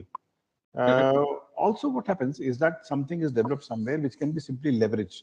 Like, let's say that we have data on crime and criminals, and then if we tie up with automatic number plate recognition with the transport department, then locating stolen vehicles becomes very easy in a real-time basis. So whenever that vehicle is, let's say, stolen and it's crossing, if it has been already flagged in the records, so from the police records, let's say the cameras are flagged, then it can be raise an alarm. So these kind of, it's time that we generate these kind of synergies. It can also be regarding saving lives. Some wonderful examples have been where creating of these green corridors for organ transplant and all, where all kinds of technologies are used so that people reach the airports very quickly. And I find that like Microsoft, there is a huge need for collaboration, because on the government side, we have very realistic needs to deliver quality services to people with transparency and at a low cost. Now, generally applications are developed for business purposes. There is hardly any place where applications are being developed for government. So this is an area where there can be collaboration, and in the long term, companies like Microsoft and Amazon and everybody can come together, can look at it as a problem solving thing. That okay, like Samirji told about how passport thing got solved. So once you bring a digitization bit, then it starts attaching to other things. So once that got solved, in fact, then Bombay Police went ahead and Mumbai Police went ahead and digitized its police verification also. The passport is one thing. So you have to actually go and physically verify whether that person is this, because this has national security and other implications. You cannot, otherwise you will have a terrorist which fits in. But there is one thing which we need to take care of here. See, tomorrow's world, even today's world, is going to be more and more and more privacy conscious. So look at the beauty of the Aadhaar infrastructure. That it's totally blind to it's a one-to-one search. It's not a one-to-n search. So nobody can do a roving search of the Aadhaar infrastructure, and you can in a very safe environment go and digitally authenticate yourself. And a horde of services has been developed on the India stack. So something like this, even for let's say agricultural sector, even for municipal sector, even for public safety and security, education, health tech, it's almost infinite what all can be developed. So I feel that there needs to be great coordination where subjects and issues from great and bright bureaucrats can be taken, and they should collaborate in forming solutions. Like Mr. Chawre, he's doing warehousing, but what he's doing, he's almost gamifying it, and he's API-fying it, so that everything is instantly locatable, information is transparently available. You don't have to call up somebody, you don't have to get through contact. Oh, I need this warehouse. Do you need this collector? Know this collector or know this fellow so that I can get a priority? Nothing like that. Everything is transparent, open, real time, available, and with an audit trail. So this is a very good development, and I believe that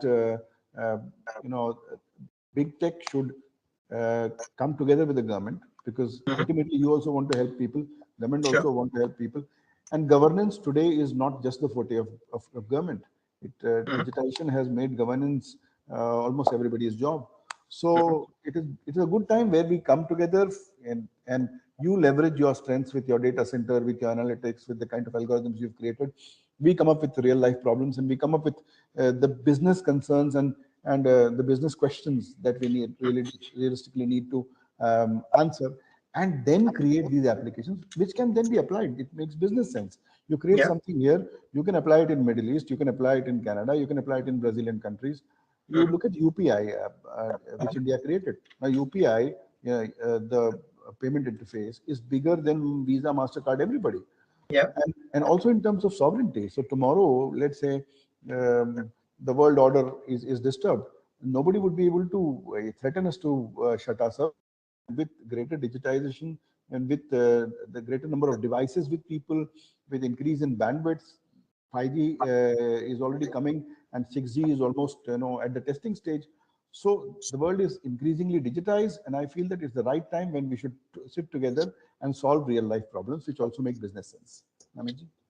Yeah, thank you very much, Mr. Singh. In fact, first of all, I must thank you on behalf of Microsoft for recognizing things like you talked about facial recognition and photo DNA. We make these technologies work only for people like you all to use them. So I think it's really heartening to hear those things that you are using them.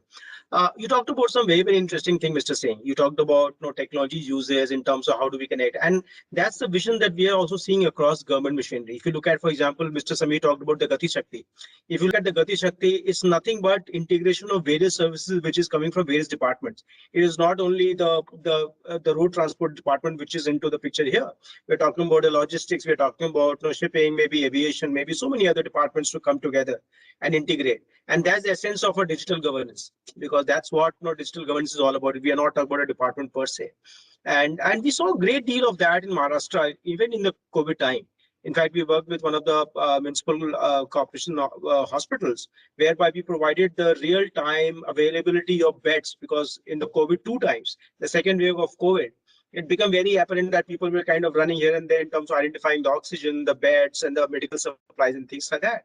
So I think we need to make sure that we are providing that. So I'm glad that we are working on that. and we would definitely have an opportunity to come and invest more into a state like Maharashtra. We already have two data centers in Pune and Mumbai, but no, would be happy to have a detailed conversation in terms of what all additionally we can do to increase the cyber surveillance, the security, and the other aspects of that. So thank you very much, Mr. Singh, for sharing your view. Let me come back to Mr. Samir with that. You talked about something very, very interesting in terms of the integration, in terms of the providing services. I mean, last month I was having a conversation with Haryana state, for example. And Haryana, they have something called Parivar Pehchan Patra, which is like a single ID for a citizen. When a child is born till, I mean, from birth to death, they kind of monitor every individual citizen from that unique ID. And even if he or she wants to avail a citizen services, he provides that number, and through that, the government machinery provides services, whether he needs a whatever birth certificate, death certificate, ration card, or any government services, school, colleges, or whatever. So, are you also thinking something like that for Maharashtra as a state? Do you think that would make sense? Do you think that can get created? Yes, of course, the idea of having an identification for a citizen which can be effectively utilized for delivering citizen services is indeed great.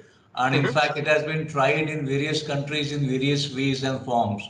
I think the Aadhaar stack also works on a similar level. And I think if the Aadhaar stack is effectively engaged and utilized for providing state services, I think we could be having a similar kind of functionality instead of creating another alternative, another redundancy to that. That could be one of the approaches that could be taken. And I think secondly, as we were saying, that the clerical and accountant approach to governance is now is gone. We have gone beyond that. The scale and volume of work is so much that the clerical approach cannot deliver the services, and the need of using greater and greater technology services of all the advanced latest is an imperative that cannot be denied. That I think was an important message I thought we all should be learning, and it was most powerfully learned in the days of COVID. Obviously, you couldn't have the vaccination done, the certificates delivered to hundreds of crores people using a clerical approach. That's a foregone conclusion of that we all this advanced technologies which we feel are advanced today but will be outdated maybe day after tomorrow, that needs to be incorporated into government's functioning, and the speed with which they need to be incorporated I think is an important factor. Thirdly, of course, is creating the inherent strength of the government agencies to tackle, to take over, and work with the help and assistance of various corporate companies. I think that was the take on that, and professional and hyper localization of services also to individual. I think has a great potential, and in this context, either using the Aadhaar stack, I think which probably could be avoid a duplication in my personal opinion. Of course, there could be other technology options for that also, but using existing Aadhaar stack effectively in such personalized services of personalized delivery of government services, I think could be a great work which we could all great activity which we could focus on. It will greatly benefit in a lot of people, and also predictively analyze and deduce what are the services they might require, and also correlate the services what Gati Shakti is doing for infrastructure projects. Such personalized identification system could also be used to reach to the individual across various departments as well as welfare services, which currently might get contained into silos. I think that's a great potential that needs to be explored. Yeah, thank you, Jim. Thank you, Mr. Samir. Thank you very much for your insight. If I come to you, Mr. Deepak, and if you can just share us, I heard you talking about a lot of technologies being already used. Now, if you can just let us know, or if you can just think about it from a perspective of your vision for warehousing corporations in Maharashtra and your collaboration with various agencies that you're doing. Where do you think that technology can provide value to you? Where do you think that people like us should be investing? Where do you think that people like us should be working with you all? Where do you think this digital governance, what all the digital thing that you would need so that your delivery of citizen services, your thoughts can get further amplified? Yeah, a couple of things I would like to mention in this regard. Like warehouses is under the logistics department, and logistics is logistics is developing at a rate of around 12 to 14% in the country. So there's a lot of scope for logistics. Only now, what we like to see in future is that our revenues have to be increased from other streams and not from warehouses. So we are looking to now, like we have done this pledge loan. So we want to increase our revenues from collateral management agency. We want to use our warehouse as e-marketplace. So from the same place, we want to increase the streams of our revenue. And this is the thing, what is in all the warehousing sector. They want to use their whatever space available is more effectively. So if you see now we are going into the logistics. Now we are putting up agro-logistic park at two places, one in Aurangabad and one in Varda.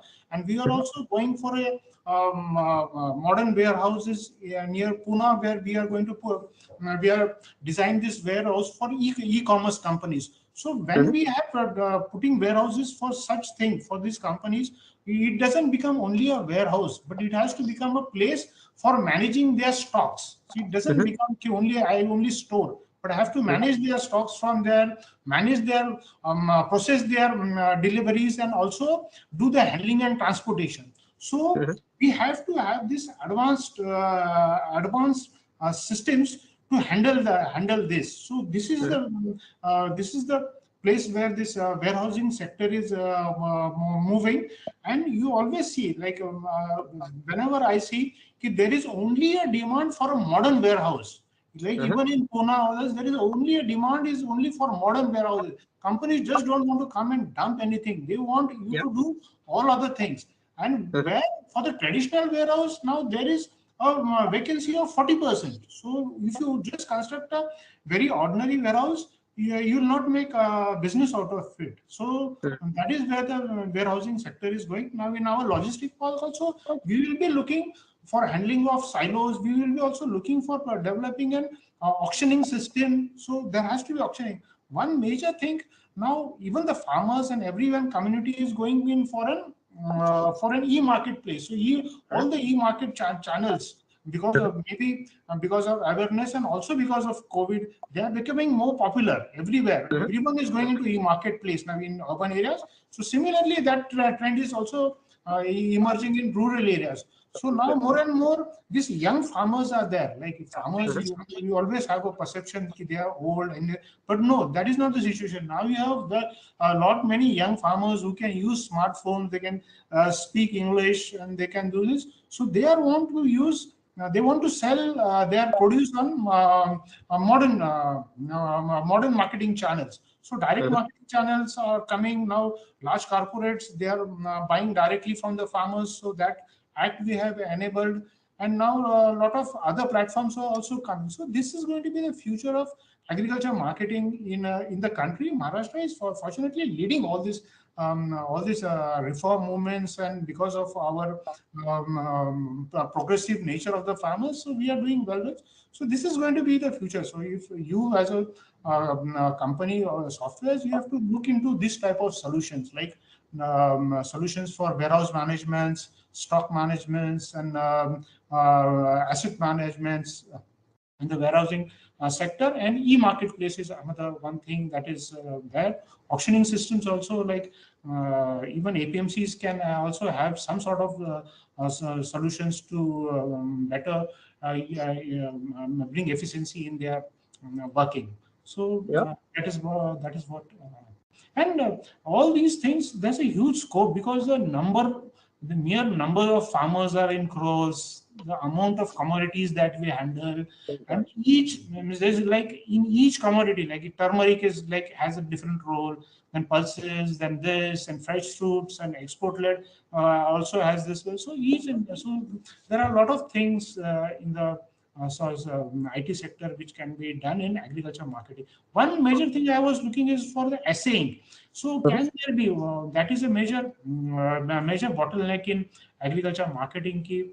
e-marketing ki people buyers are not buyers cannot confirm the quality of the produce they are buying. So can you have some IoT based devices, some technology where he can see and ascertain the quality of the produce? So that will again going to help. I have seen such technologies in other countries, but I wish they could come in our country also.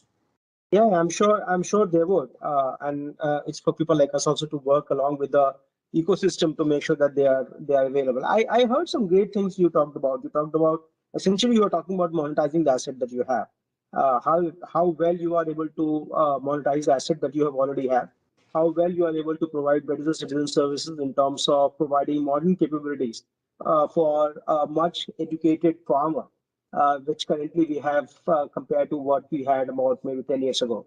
And with the advent of technology, with 5G available, with smartphones availability at a price which is affordable by most of the people are trying to use those effectively to get a better insights and better outcome from themselves. So great points, Mr. Wale. Thank you very much for sharing that.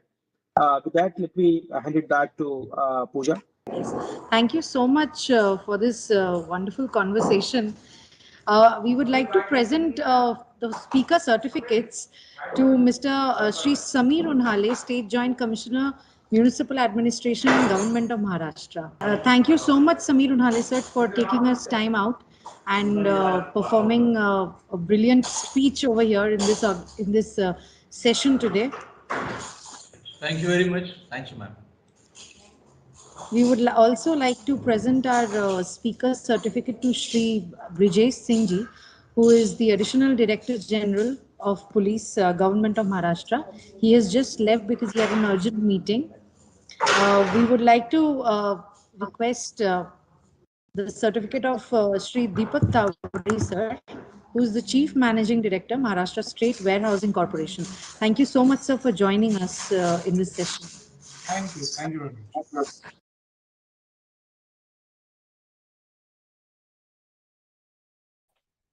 Thank you so much, everyone, and thank you so much to Mr. Deepak Tawde, Mr. Brajesh Singh, Mr. Sameer Unhale, Mr. Namit Sinha, and my colleague Pooja. And now we have the next panel discussion for the day, and the panel discussion topic is leveraging technology to meet the challenges of the last mile connectivity in the government sector. And for the panel discussion, we have with us Dr. Sanjay Kolte, CEO Pune Smart City Development Corporation Limited, Ms. Manisha Khatri, Collector and District Magistrate, District Nandarbar, Maharashtra, Mr. Amitesh Kumar, Commissioner of Police, Nagpur City, Maharashtra Police, Mr. Sandeep Malvi, Additional Municipal Commissioner, Thane Municipal Corporation, Government of Maharashtra, Mr. Vikas Garad, Deputy Director, State Council of Educational Research and Training, Pune, Maharashtra, Dr. Vijay Bavaskar, Deputy Director, Department of Health Services, Mumbai, Dr. Sheel Gule, Chief Data Officer, NMC, General Manager, E-Governance and Nodal Officer at Nagpur Smart City, Government of Maharashtra, and and Gauri Shankar Praharaj, Director, Azure Infra, Microsoft India, who is also the moderator. So over for the panel discussion now.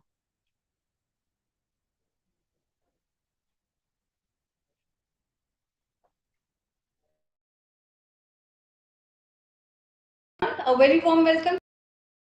Hello everyone, a very warm welcome to the Elets Digital Governance Summit Maharashtra, which is being brought to you by Elets Technomedia and Microsoft India. I am Priya Yadav, Senior Assistant Editor with Elets Technomedia, which is Asia and Middle East's premier media and knowledge consultancy organization.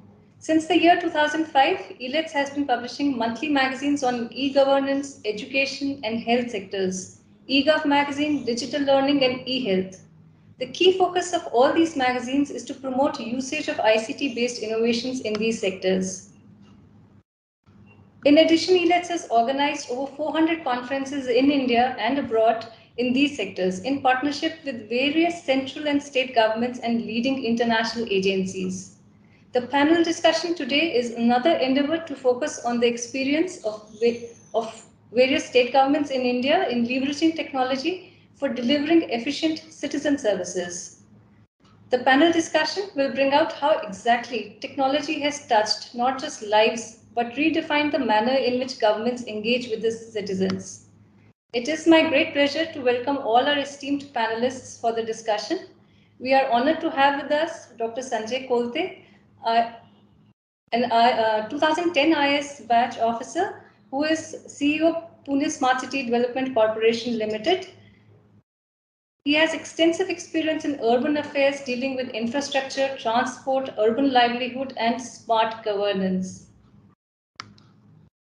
We also have with us Madam Manisha Khatri, a 2014 batch IS officer who is currently serving as Collector and District Magistrate, Nandurbar District, Maharashtra.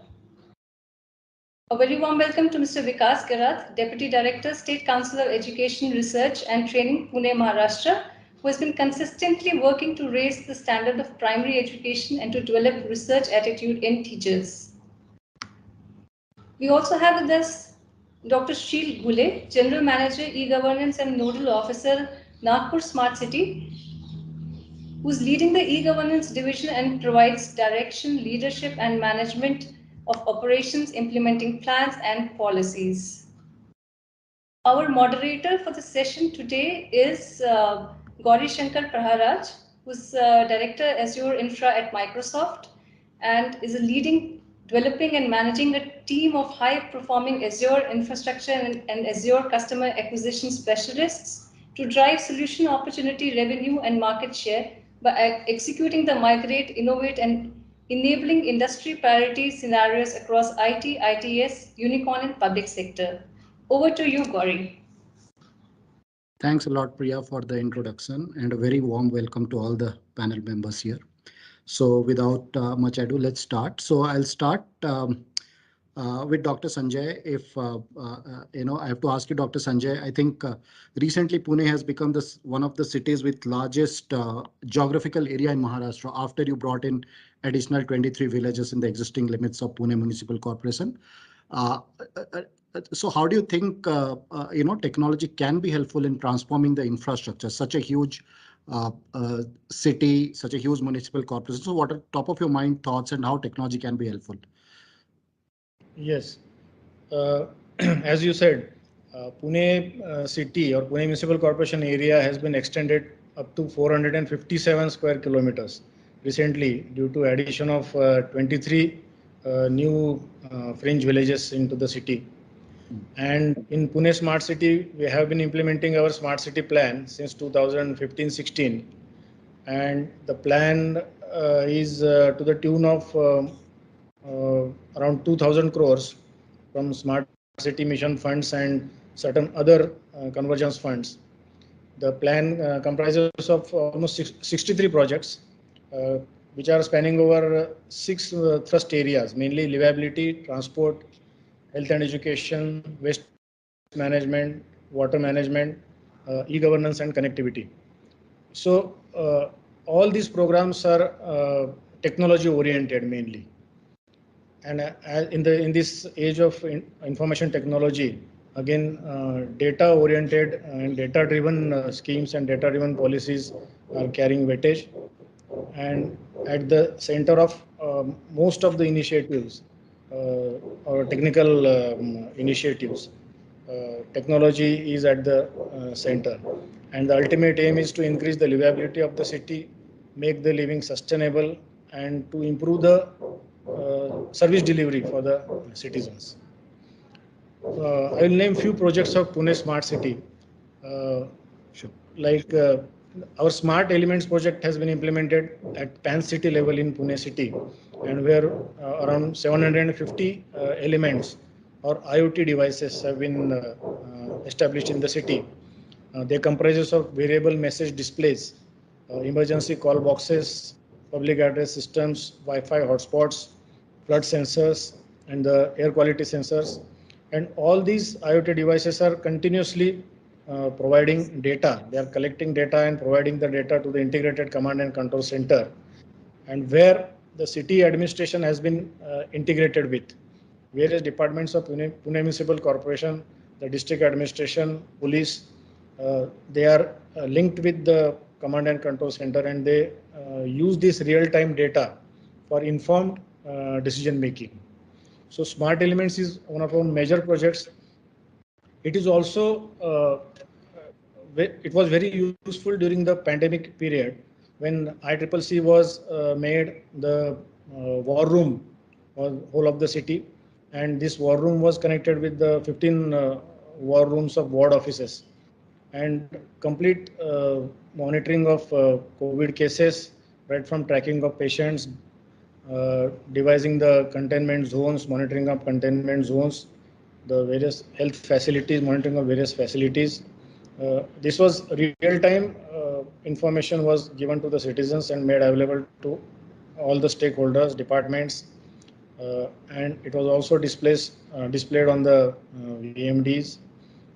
Uh, Besides this, disaster management is another capability that has been established by way of this ICCC and Smart Elements project, where the flood sensors are continuously providing the data about the water levels during the rainy season, times of flash floods, and the water discharges from the dams. And because of this, it is possible for the administration to evacuate the citizens whenever there is any danger or there is a crossing of the flood lines above the danger level or alert levels accordingly. So technology has been at the center of this initiative and which is actively being used. This project will go on for another 5 years of operation and maintenance. So next 5 years again, all these services will be available. Other services like traffic e-challans of police department, solid waste management vehicles of Pune Municipal Corporation, health ambulances, uh, like meteorology departments, all sensors, uh, have been all these services have been integrated with the same command and control center, and it is being used by all of them. We are also contributing all this data on the India Urban Data Exchange. So it is available openly for the academia, for the private sector, for the research institutions, educational institutions, and NGOs for whatever purpose for the benefit of citizens they need to make. Adaptive traffic management system is another major project which is coming up. We have recently issued work order for this, and we hope to revamp the traffic management and traffic signal control systems in the city. In the first phase, we'll be handling the 125 signals by means of advanced uh, vehicle detectors and signal controllers. These things are expected to be achieved, and real-time adaptive type of traffic management is expected through this. Our digital education system is soon going to be launched for all the government schools and all the private schools. It can be even adopted by any school in Maharashtra. So we are hopeful of uh, to launch it in within another month. Smart e-buses project has been implemented in the city. As you all know, Maharashtra government has come up with EV policy, and all the cities have EV on their agenda now. And Pune Municipal Corporation has also taken it up on a large scale. We have, through Smart City, we have procured 150 e-buses in convergence with PMPML, and another 400 buses are going to come through other central government initiatives. So because of these e-buses, again, there has been reduction in the carbon footprints of the city to the extent of 6%. A lot of reduction in the noise pollution, energy saving has been achieved. Smart LED lighting has been established in the city since last 4 years. Since 2017 and 18, this project is being implemented, and more than 95,000 lights in the cities, which were already sodium vapor or mercury vapor, have been replaced by smart LED lights with smart dimming facilities and a centralized control system of SCADA. So there is again around 60% saving of energy by way of this LED lighting project. Besides this, health management information system has been worked out, and from 1st April we are going to launch it. It will be integrating all the 82 health institutions in the city, and complete working of health department will be integrated by way of 21 different modules, and right from admitting a patient till his discharge, complete services, all the services will be uh, available online, and the health machinery will be working online on this system. In Pune, another concept we have implemented of placemaking, where the empty amenity spaces of the Pune municipal corporations are being used for theme-based development for the utilization of the neighborhood colonies. So such 20, more than 20 parks or different theme parks are being developed, which include science park, biodiversity park, water conservation park, park for the specially abled, park for senior citizens, augmented reality park, and likewise.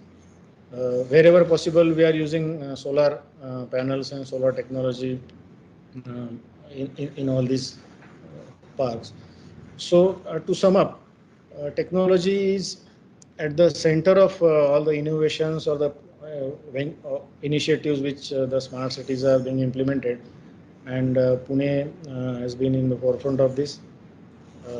So it will go a long way in improving and strengthening the service delivery system of the cities. Thank you. Sure. Thanks, Dr. Sanjay. I think you touched upon key initiatives that you have taken, how you are leveraging data, how you are building those insights and improving citizen services. My follow-up question to you, Dr. Sanjay, is what has been the major challenge in harnessing emerging technologies? Technology is at the core of whatever you spoke, right? As per you, what has been those 1, 2, 3 specific challenges that you have faced? Yes, Pune, since Pune being a major city, second largest in the state, and seventh largest in the country, GDP wise also. So this initial period of adopting technology was long back for Pune city. In fact, the city has been evolving, has already evolved, I would say, through use of information technology over the years. However, the observations so far noted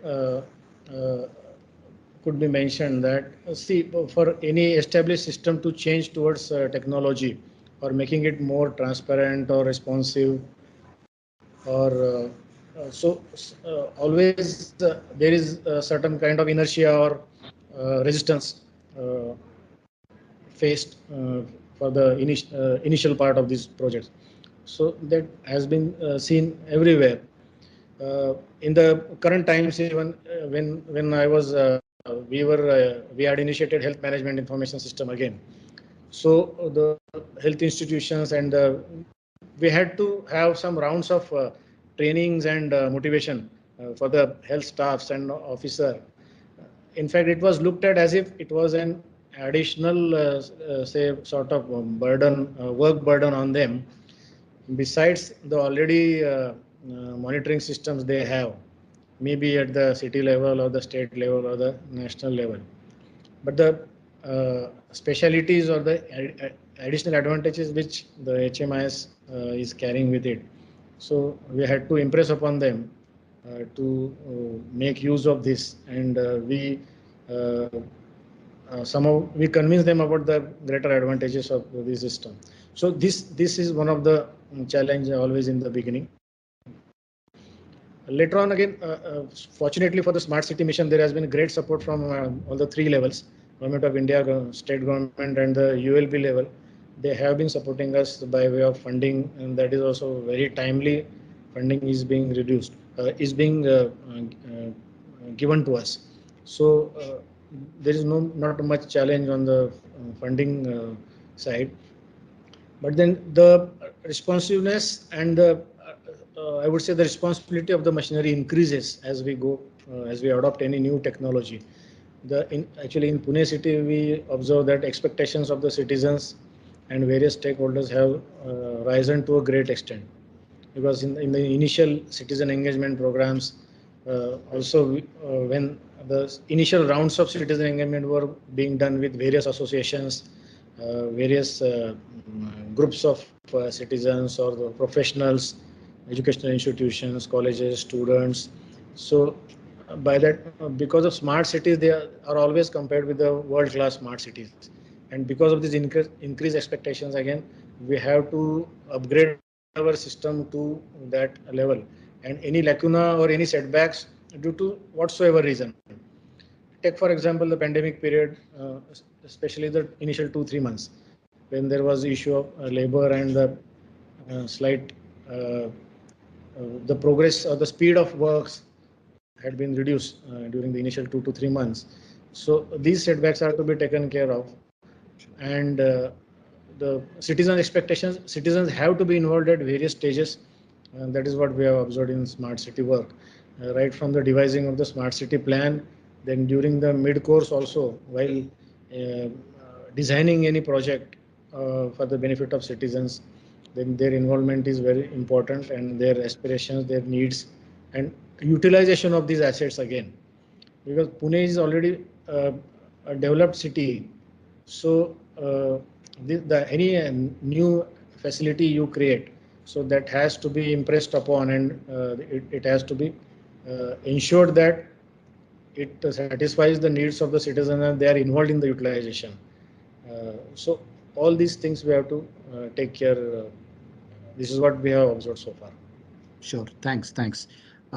Continuing with our smart city, Mr. Sheel, if you can also help us with your perspective on what are some of those transformative e-governance initiatives taken in Nagpur, and if there are some which can be shared as the best practices for other smart cities, Mr. Sheel.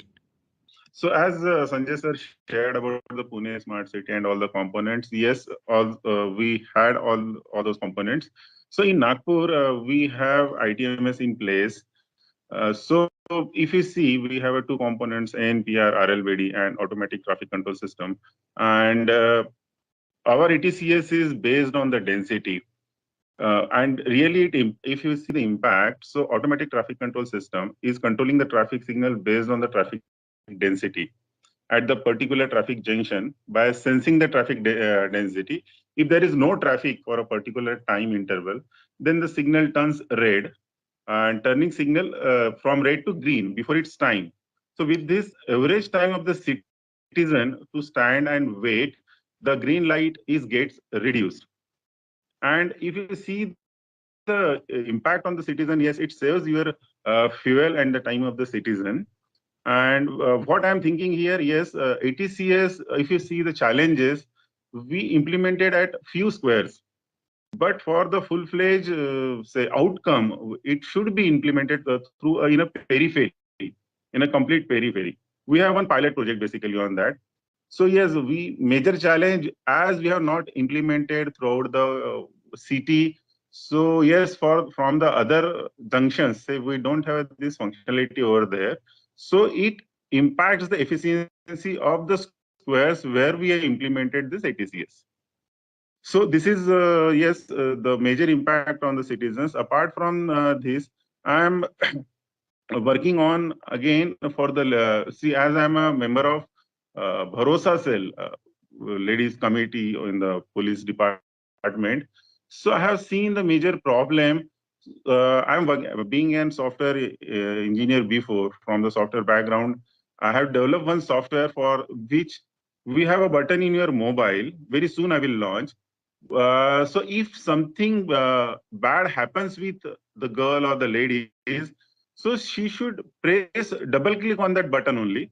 At the same time, alert goes to the nearest Bharosa cell or police department, police station, and at the same time COC control room, and with her location, geographic location, her GIS, and once the policeman receives those messages, that app will give the directions and nearest roads or nearest direction in minimum time. So police cops will reach to that ladies and saves the what will happen the disasters.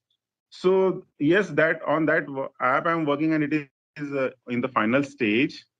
Also, we have initiated and already started implementing the QR code for door to door, for which we have two agencies here, and most of you seen in the municipal corporation, yes, is all the allotted vehicles are giving the services to the citizens or not. This is an major problem to identify. Citizens complaint, yes, there is no kachra gadi comes to our home, but at the same time agencies says they have some other complaints. So here QR code plays an important role. Who is the faulty person? might be at sometimes, yes, that garbage collector goes to the that door, but the owners or those might be it is locked or they are not come to in a specified timeline. But our QR code will benefit, the benefit we have. Yes, we know from our control, from the COC, we know who is at a fault. Is really that vehicle goes to that place or not within that time slot? For that, we will send a message before 5 to 10 minutes to the citizens. Yes, he scans that code, that, and at the same time, three option is door is locked, is the garbage is collected or not. So as per that, we can monitor, and it will be really helpful to the citizen for the better solid waste management functioning. And apart, again, we have some. I'm working on again AI. See, right now, our city surveillance cameras plays an important role to help police department for the detection of crime. And see, we have some 2 3, yes, if there is one incident I know, at Kasujan Park Garden, we have one unidentified object for say 1 or 2 hours. At the same time, the alert comes to our COC, and we send our bomb squad to identify that the suitcase or that object. But luckily, yes, someone forgot to collect that. But yes, such kind of AI will definitely help to citizens and to police department to save from the disasters. And yes, I will suggest all the smart cities and even for the Nagpur itself, we should work on the AI for the smart, intelligence in whatever we have our asset right now. So this is all. And again, 2 more projects. We are working on a smart toilet now. We already flash a tender, might be in a week. We will give the work order even. So this is not only a toilet, but this is a smart toilet. So what my expectation, and I already cleared in my tender, our dashboard should display how many users used that toilet in every hour. That vendor should clean the toilet. If the flush is not working, we should be in a position from the COC, we can flush it out. And if he not clean for the 24 hours, then the alert automatically goes to the vendor, at the same time municipal corporation or who is the nodal officer for that. So accordingly, we should take the action. So what will be the outcome? So at any time, if you visit that smart toilet, it should be a clean, just like a corporate. So this is one of the upcoming project for the Nagpur Smart City. Yeah, that's all. Great. Thanks, Dr. Sheila. I think between you and Dr. Sanjay, there is enough and more to learn on how to leverage technology to make citizens' life simpler. Thanks for those insights. Coming to Manisha, if I can ask you this, see, while whatever we are talking, the underlying factor is always technology. Uh, as per you, what has been a major challenge in achieving the goal of complete digital governance, even at the grassroots level? Often technology is supposed, is meant to be for privileged who have got access. So what is that we are doing to take technology at the grassroots level? See, the biggest problem, apart from other challenges that a city like Pune or Nagpur can face, is the inertia towards moving towards digital governance or using of technology in government sector. But in places like Nandurbar or such other undeveloped areas, biggest problem is of accessibility and lack of network, lack of digital infrastructure. That is a very very basic thing. Actually, we can compare in these days. We can compare digital infrastructure, the right to access to digital infrastructure as a fundamental, as a constitution right at least. Why? Because lot of facilities, lot of services that are delivered now from the government side also are done digitally. We talk about direct benefits transfers, that is done digitally these days. We talk about birth certificates, death certificates, those are generated online. Okay, and anything you talk about, even the basic Narega works, EGS works that we do. So the demands have to be raised, and the thing, the The entire transaction is done online now. There's nothing on pen and paper for that Yep. matter. So digitalization has actually touched the lives of each and every person in the country. But despite that, we have not been able to provide them the required digital infrastructure. Okay, so problem in my area is banks face this problem. Like my district is lacking in financial inclusion. All right, so we have very poor financial inclusion. We fare very poorly on financial inclusion parameters. So there is problem of banks. Then we tell them you go and provide services to the people. So then they come back to us saying, but how? What can we do? We do not have mobile network connectivity. We do not have any fiber optic connectivity in these areas. How do we provide services? So that is where, and this is where we are trying to work on. Like there are many missions, like National Optic Fiber Mission was launched some time back. It is already going on even now. So VSAT also was one option to deal with such situations. But still, we have not been able to reach a place where we can say that yes, now this infrastructure is available to all equally. It may be available to a person and biggest problem that we faced in pandemic was of education. Yep. Education was made online. Kids in Pune, Pune and Mumbai can afford to close their schools, shut down schools and start online education. But I cannot do that in my district. And we have been fighting for actually it is their right to education which is getting hampered. We tell them, even we have requested the state many times also, ki you close schools in Mumbai because they get COVID cases, they get more than 1,000 cases, you close schools. But you don't close those schools here at least. Just because of Mumbai, we are closing schools here because there is no network, there's no connectivity. Kids do not have access to mobile phones, they do not have access to any computer. How are we going? The loss here is actually monumental compared to big cities because of COVID. So this is where it comes, to digital infrastructure, basic digital infrastructure, which is I think the next sooner or later the government is going to look into it. And like we have schemes for providing road infrastructure, we have schemes for providing health infrastructure, we have schemes for providing other infrastructure. We will have schemes for providing digital infrastructure either today or maybe 5 years or 10 years, because without that, there's no going away from that. Great, absolutely. Yeah, Manisha, that's has been a challenge for tech companies also. I mean, the way we look at technology penetration in urban areas to how it is in rural areas, we also see that difference. If I have to just follow it up with top three things that you want as a priority for government to look at to enable, digitization in a place like Nandurbar, what could those be? I think first requirement would be is again, as I mentioned, regarding digital infrastructure, providing mobile networks either Sure. through private or government sector, whatever that we do. Yep. Okay. Second would be, I think, digital literacy. Literacy is there, but digital literacy is also a big challenge. Yep. And the right kind of digital literacy, right kind of digital knowledge that we need to give to our children, to different stakeholders, to the government officials, because they also are not really very technically equipped to, like if suppose I have a problem that I want to give land rights to the forest, those people who live in forest.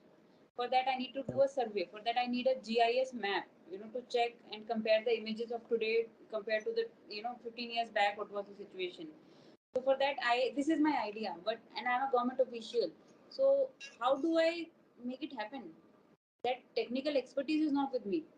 It may be with DRDO, it may be with some ISRO, it may be with someone else. But district officials are not equipped to think, design, implement such technological innovations, even if they think about it, even if they have some idea about it. So, that kind of gap filling through trainings and through other linkages with institutions, both private or government, whatever can be done. So that is one thing, the gap filling between implementation and thinking and design of, various services.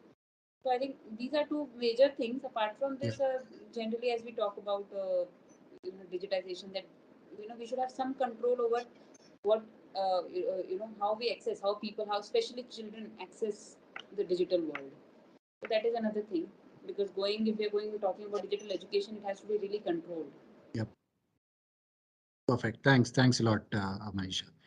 My next question, Vikas, just shifting gears towards education. If I may ask, what according to you is the role of technology in education? The pandemic has made it more prominent. What do you think are the digital trends that are shaping the education ecosystem in schools, Mr. Vikas? Uh, Thank you, Gauriji, and thank you all. Because as you all know that because of this pandemic, we are and the schools are shut down, and the education all childs are at home, and actually the education department hits the most because we have to come up with the solution which are accessible to all, and which will be accessible to each and every area of the society. And as pointed out by Collector Nandurbar, that the situation in Mumbai is different and the situation in Pune is quite different. So coming with the all comprehensive solution is a big challenge, and preparations of the department is also a big challenge for us. But we came up with the digital solutions also, and the sessions, home visits, then digital assessment, chatbot like Swadhyay, then storytelling, then some extracurricular activities every Saturday, Sunday. Psychological health of the students is also very important because they are at home, and giving the psychological support and counseling is also one of the important areas. And in all of these important areas, we reach out all most of the teachers and most of the schools and students because of the technology only. The TV or the mobiles or the YouTube or the Geo TV, Geo Savan, then the WhatsApp chatbot, all are helped us in a big way. I am also confident that, and as you all know that there is a no perfect solution or no perfect answer for this question, because each and everyone think that that this is the good solution, but other will say that in our area it is not working. In Garchurli this is not working. Our dialect is different. We are not that much of techno savvy. We are that, but the need of the time is that we have to be cope up with the technology. We have to be go with the technology. But apart from this, I also as an educationalist, as an academician, I want to point out some things that for the primary level, for the basic in nursery and the primary level, the teacher assistance, teacher guidance is the most important part, because he's shaping your career, he's shaping your basic arithmetic and numeric skill and language skills. And technology cannot take place of the teacher in the primary level or the secondary level, because as you all know that we are having n number of video conferencing meeting day by day. But when we have our turn, then we are only active, and other times we may or may not listen. So this is not happen in the online classes and other things. So these things should be noted down. So technology has played a big tremendous role uh, reaching to children, but it is not a perfect answer to cope up with all the problems, and all the it doesn't have all the solutions. It blended mode will always a better one. Thank you. Sure. Thanks, Vikas. One follow-up question, Vikas, is uh, what's the vision of your organization in technology adoption in schools, if I may ask? Yeah, the technology adoption, because the learning is not technocentric. Learning is actually person centric. How he must desire, how and in what subject he has the desire to learn, how his teacher sees, how his own ability, his own interest are, where are the own interest are. So shaping or giving the right opportunities, because the WhatsApp University, YouTube University, WikiHow, National Geographic, and other many organizations are creating n number of content, and in coming times content will be the key, and that much of content is coming day by day on digital devices, and the customer, the student, parent, each and everyone has the choice what to watch and what to avoid. So giving good content is also challenge. Giving what we say, focusing on children's achievement is a big challenge for us also. And we are also coming uh, with 12 educational DTH channels for standard wise channels in coming 2 to 3 months. Education department is coming with the 12 education channels that will be telecasted 24/7 hours of content on the television. Like we will be in talks with several organizations to start for the JEEE NEET classes also, because as you know that big organization or big software company charging big fees from the students. Each and everyone has paying that much of fees for the classes, and that much of what we may say big economies came up. As you all know that Byju's become MNC because of all our children are learning on the tab and mobiles. If government invest 100 or 200 crores as a good system, then and come up with all these solutions, then thousands of crores of rupees of common people will be saved. So we have this vision as the academic authority, as the SCRT. We are in process to develop a good content. I also want to highlight that Maharashtra is one of the champion state in the Diksha, and we have pioneered the Mitra app, which is Maharashtra in Service Teacher Resource app, and then central government took it forward and converted into the Diksha. And Maharashtra is also one of the Asia's largest textbook production bureau, which is having almost 7,700 energized textbooks in 8 mediums. So we are dealing with these numbers, dealing with 1 lakh schools, 7.25 lakh teachers, and 2.25 crore children, and in almost 10 mediums. So there are huge challenges in front of us.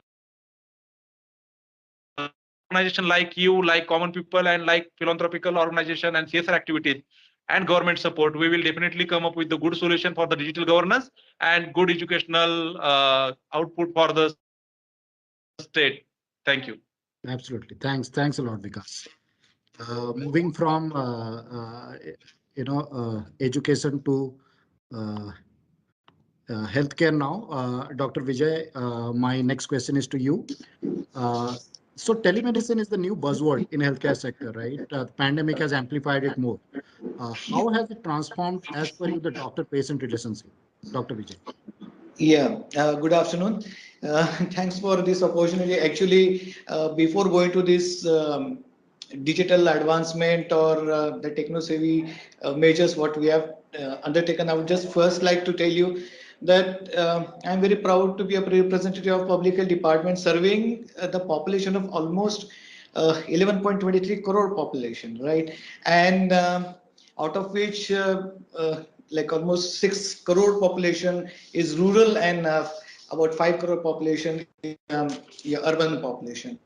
So as you know, this particular condition puts a lot of stress on the public health department, like right from the minor illnesses like cough, cold, fever, diarrhea to the tune of cancers. Now you're aware non-communicable diseases now coming up like lifestyle diseases. Now corona pandemic, we have seen the worst of the health conditions prevailing all over the world. So this is putting a lot of stress on public health department, and the public health department wants to be like as you can say that it like we want to reach to each and every person, right from the village level, of course, to the people those who are staying at state like this urban level, right? So as you said, like this digital advances, yes, you talked about telemedicine. So prior to telemedicine, I'll say that what infrastructure my public health department has to cater this, the population. So we are there in like villages, like we have sub-centers, to the tune of more than 10,000 sub-centers we have, which are located at the village level, the revenue villages level, or the even to the deeper to that. We have primary health centers, which are about 1,800 plus primary health centers. We have rural hospitals which are located at the taluka level. So we have about 360 plus rural hospitals. We have sub-district hospitals, which are about 1,500 beds. More than 90 such hospitals are there in Maharashtra. And we have 200 plus bedded hospitals, which are located at district level. Like we have district hospital and your general hospitals. So these are almost 31 such hospitals are there, which are located at the district headquarters. Apart from that, we have 4 mental hospitals, we have 2 super specialty hospitals. So the list goes on. And I'm proud to share with you that, yes, we at Maharashtra, we are the leaders as far as healthcare sector is concerned at all India level. And I hope all people would agree to that. Yes, technology has helped us a lot in this particular area. And I would, as you talked about telemedicine, you say that telemedicine is the recent buzz, right? Now, I would like to say that Maharashtra is in telemedicine from 2006. Okay, so Public Health Department of Government of Maharashtra has started this telemedicine business from 7th September 2006 to be very specific. Okay, so with the help of ISRO, we started with the help of KM Hospital and 5 district hospitals from Maharashtra to start with, and now we have expanded this particular services of telemedicine to the tune of almost 74 such centers are there. We have 5 medical colleges, like government as well as non-government medical colleges. Plus, we have hospitals at district level and the sub-district level, which are interconnected with this internet and other media to have these telemedicine facilities. The basic purpose what we have with this particular telemedicine, like initially we thought this could be just limited to some like major consultation services or something, but we have used this even for diagnostic purposes, even for CME, like continuous medical education. Like we have using multiple aspects of telemedicine as of now. Second thing, what I would like to talk about as far as this telecommunication or this telemedicine is concerned, we have this started with this teleconsultation services. So this teleconsultation services is just a part and parcel of Ayushman Bharat Yojana of Government of India. We started this particular scheme or this particular project from 2019-20. We are working this particular project with hub and spoke model. Now, what is this hub and spoke? I would like to just explore. This hub are the like centers where we have, say, 5 MBBS doctors. We have consultants like pediatrician is there, a gynecologist is there, physician is there to cater to the questions or the queries of health related questions pertaining to that department. Okay, so 5 such hub we have, along with the telemedicine hubs what we talked about previously, and we have spokes. So what are these spokes basically? These spokes are located at rural level, that like at sub-center level. So we have such about 7,000 sub-centers which are joined with this Arogya Vardhini Center through this teleconsultation. We have primary health centers, about 1,600 such PACs are connected through this teleconsultation, and we have almost 500 urban PACs which are connected through this teleconsultation. So I would be very happy to share you that more than 8 lakh persons. Now this I'm talking about the period where the COVID was there, and during COVID this has proved to be more beneficial. So this is something I would say, this technology helping the people even at the grassroots level. So more than 8 lakh people have taken advantage of that. Now, this is something video conference related services where a patient can visit the health center, and doctor over there who's MBBS or BMS in in turn talks to a consultant at the district hospital or sub district hospital, depending on the specialty of services which is required. So this is something, the second aspect about the telemedicine or teleconsultation, I would like to say. The third one to begin with, like there is something called e-Sanjeevani. Now this e-Sanjeevani OPD online system is there. Now what is this e-Sanjeevani OPD online? Is basically there are 2 modes where patient can take advantage of this particular online system of OPD consultation. It's free of cost, and the app eSanjeevani OPD can be downloaded by on Google Play, or even iOS platform is there. The person like or the beneficiary or the patient can even join through a web link which is available. So with this, the patient can get consultation free of cost. Okay, these services are available Monday to Saturday. The timings are there, like it's 9 to 1 in the morning, and say around 1:45 p.m. to 5 p.m. in the afternoon. So the doctors are available for consultation. It's free of cost, and the person from any remote will, or any person who's got access to some internet service or mobile service can take advantage of this teleconsultation or these OPD services. Now, again, these particular services we launched in Maharashtra from April 2020, and again, this COVID period, like we could give services to this particular app or this particular platform to more than 1 lakh clients.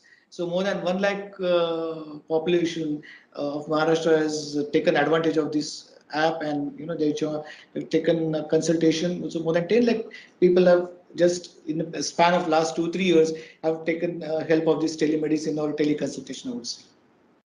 Yes. Great. Great, doctor. So basically, technology has been a great enabler for you to drive the scale of health services in Mumbai. That's great to know.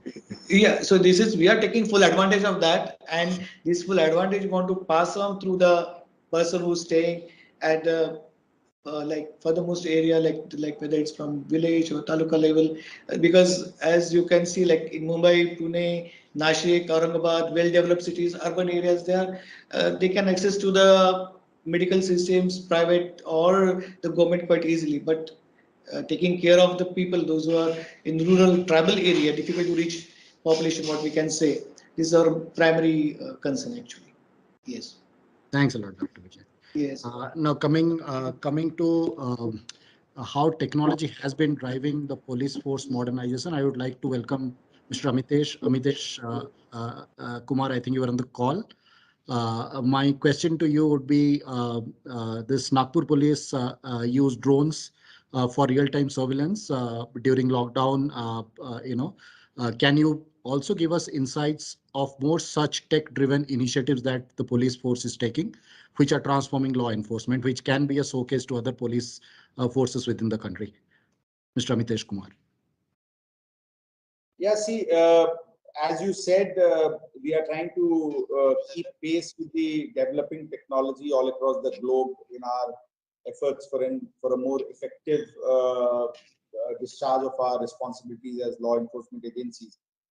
And first and foremost, I had talked about it on the previous occasion about the effective use of CCTV cameras. And I must say that on a day-to-day basis, we are this use of these CCTV cameras both for prevention and detection of crime and for maintenance of law and order and handling security-related issues is proving very, very beneficial. And in fact, we were just discussing today in a different forum that though we have 3,500 cameras across the city, it is worth not less than 20 to 25,000 human beings policemen. It's so effective.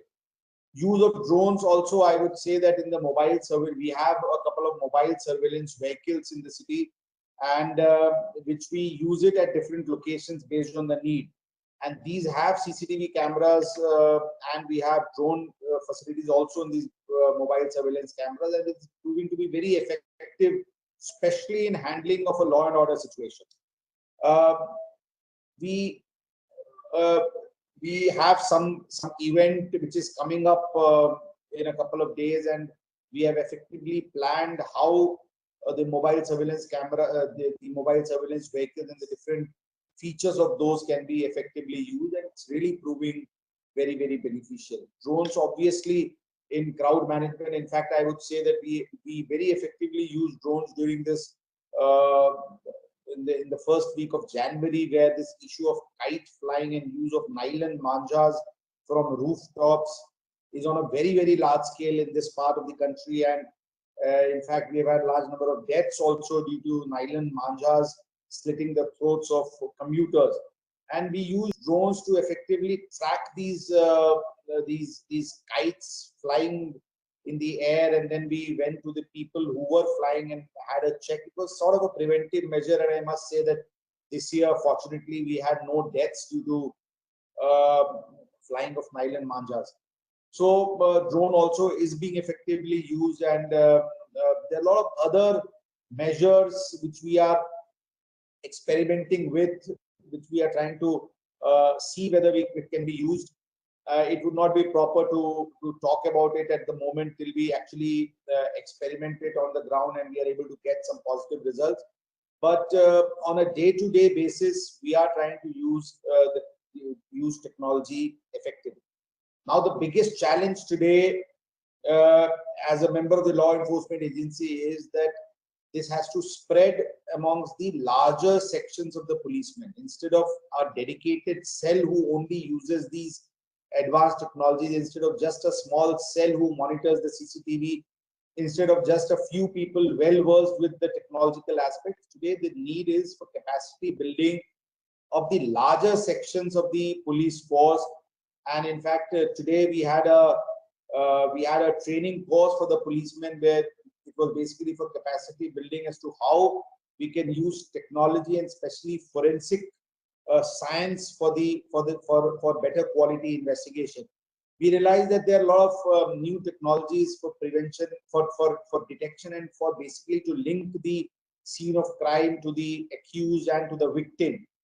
And maybe we are not using it to the full capacity, and that's how we had a seminar in coordination with the forensic science lab today, and I was personally present there for a couple of hours, and I must say that that we realized that a lot of capacity building in optimum use of these features is the need of the hour.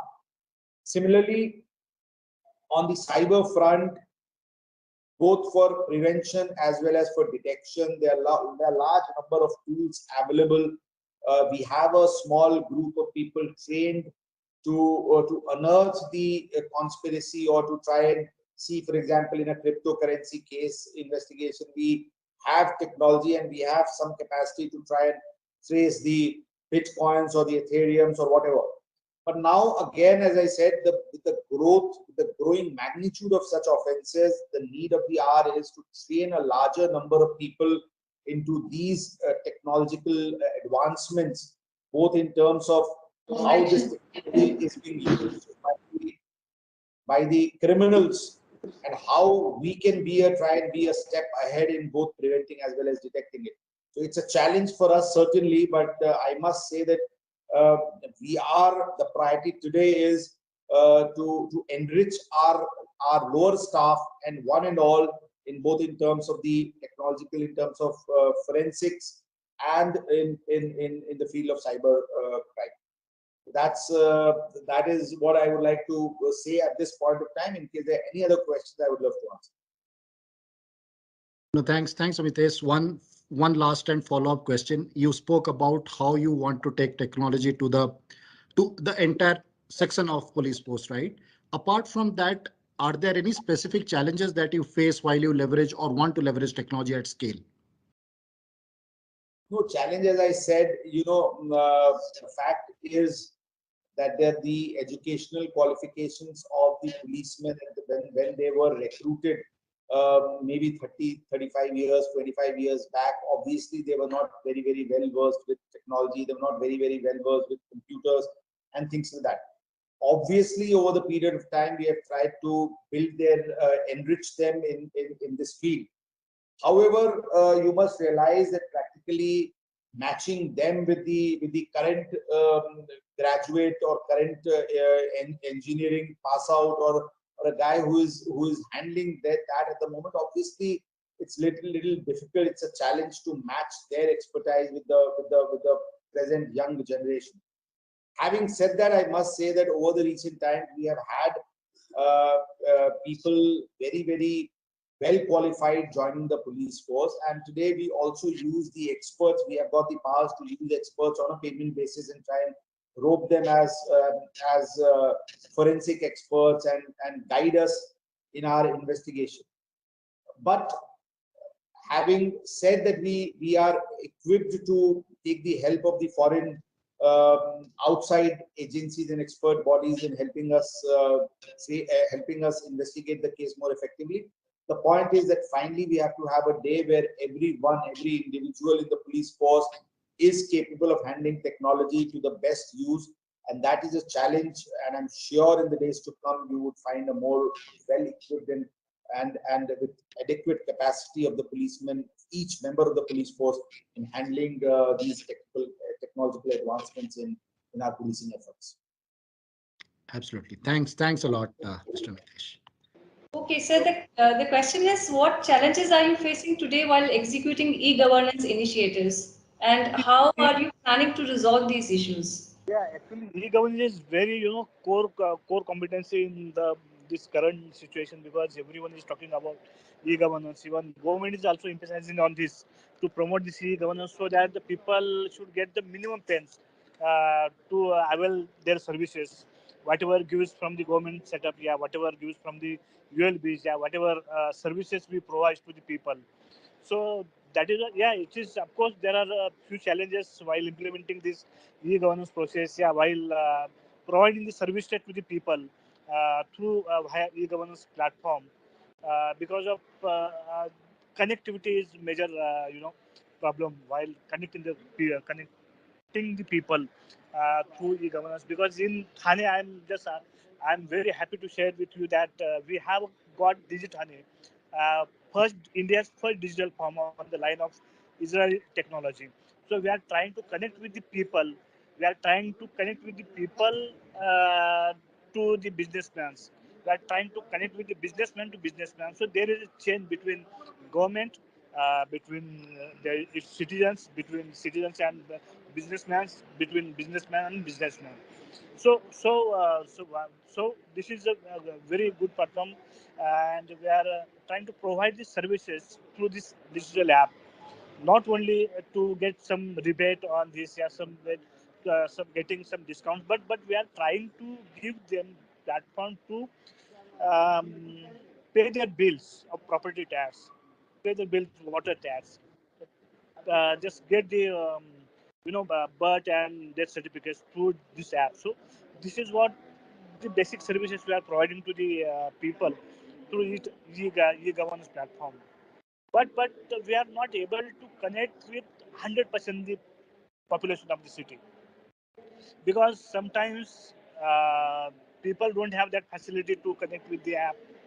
We don't have networking with the people who are actually living in slums and the vertical slums. So there we are facing the problems to get connected with the people from that area. Internet is one part, but now we are again happy to share with you that we have given the free Wi-Fi services in Thane city, so that if once they get registered with that Wi-Fi services by paying very minimum amount, like 50 rupees, that is for once, that is a one time, deposit, like a deposit. So once they get registered through this free Wi-Fi system, then they will get the Wi-Fi internet with the minimum. So we are trying to give the this you know um, internet services, so that people also can get attached with this e-governance app. So because developing the e-governance app, yeah, developing this digital app is not the only solution. But how do we get people connected with this app? That is the main challenges we are facing. And so fortunately, we are trying to each and every person to get connected with this digital app. Even now we have this under the smart city mission. We have implemented ICCC. So that is again a good solution for this. I was just hearing some inputs from the police department and some other smart city CEOs.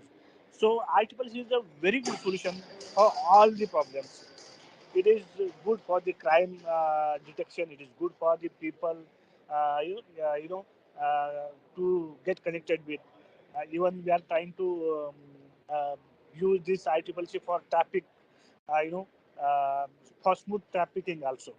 So there are so many. Even we have got, where is my bus? So people get to know that which bus they are waiting for, coming to this bus stop at what time. So how much time it will take to reach this bus stop. So there are so many services we are providing, but not necessarily that we are reaching 100% up to the 100% population. We are covering 100% population. No, absolutely not. That is major obstacle. So once we cover the 100% population through this e-governance, then only the people should not wait in the long queue for getting birth and death certificates, to pay their property tax, to pay their water tax, yeah, to get other services also which are guaranteed by under the Right to Services Act. So there are 52 right to this services assured by the government under this Right to Services Act. So we are trying to give all those services through online. People should not come to the Thane Municipal Corporation. People should not come to the government authority to get their certificates, to get the death certificates, and to get the birth certificates. So this is what. But again, coming to the main point, the obstacles, the the problems, the challenges is the connectivity. So there are many parameters to connect with the people, to provide the Wi-Fi to the entire city, uh, to promote the services, whatever we are giving for the people, uh, up to the last person of the up to the last mile of the society. So these are the basic challenges we are facing now. Yes, sir. So that is wonderful to know about the challenge, services that you have provided and the initiative that you have taken. And sir, the challenges of reaching out to the common man you have elaborated. But what I wanted to know was what were the challenges in enabling the workforce that you faced? How did you deal with that challenge in terms of Yeah, well, this is very well questions actually. It's very difficult to answer these questions because to reach up to the common man is really great, problem, because even my priority, yeah, government's priority is to connect with the each and every person. But those who are surviving only bread and butter, their priority is not to do the payment through e-governance, online payment. It is not their priority also. So those people who every day are struggling for the bread and butter. So the problem is that to connect with those people, those who are struggling for the bread and butter, that is the major setback and major challenge to connect with. Because maximum numbers, you must be knowing this, the maximum people, not only our state but from the country, are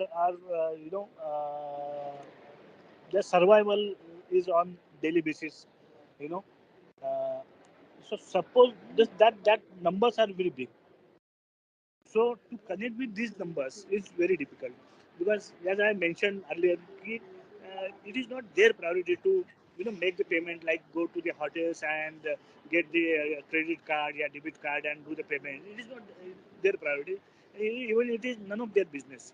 They don't want to go to the hotel. Even they are happy. Suppose if they get vada pav, if they get um, so that's from the mentality of there. So now they have each and every person have the mobile, but that is the only mean for the communication, not for this e-governance. Yeah, they will not uh, get just download the app to pay their electric bill, to pay their water bill, to pay their property tax bill, to pay their whatever services they get available. So it is always a challenge to connect with this common man. Yes, sir. Sir, you have talked about the benefits of integrated command and control center. What is the road ahead? What are the future plans for Pardon, that? pardon, pardon, beg your So, what pardon. are the future plans for the integrated control and command center in terms of providing more services? Actually, this is not a one-time activity. When government of India is talking about digitalization of the country, so this is the major step toward us the digitalization of the um, all the services. So this see, for example, we use this ICCC during the time of COVID because people were able to get their bed through iPad online, because we had created the app which was connected with the ICCC.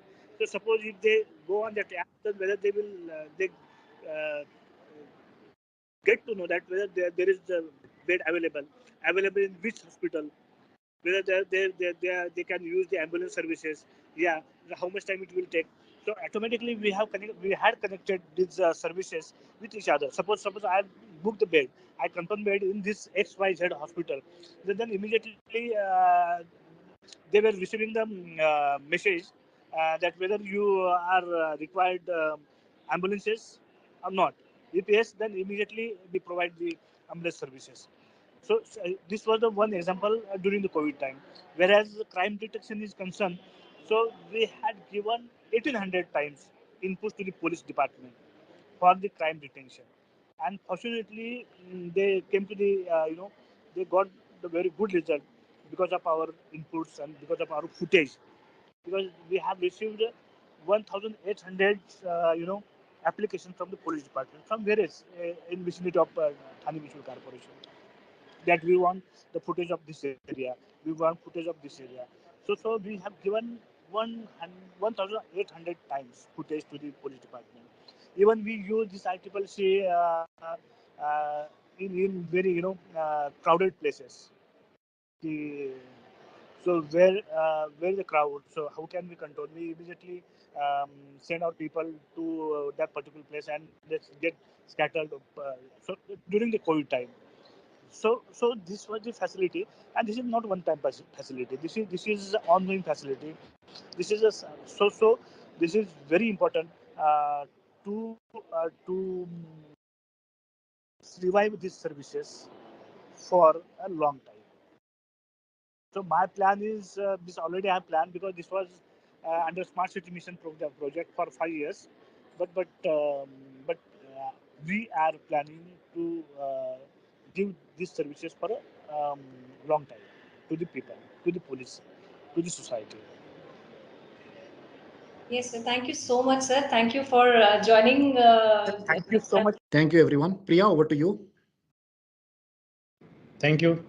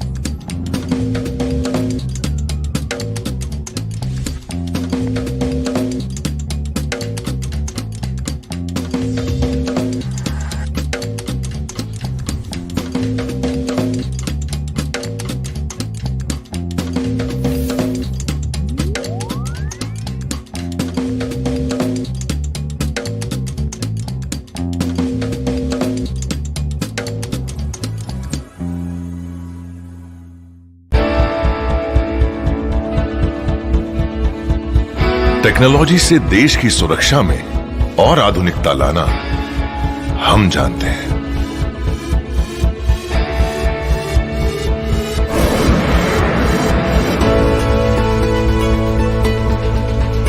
देश के हर कोने में updated health solutions के होने की अहमियत हम जानते हैं।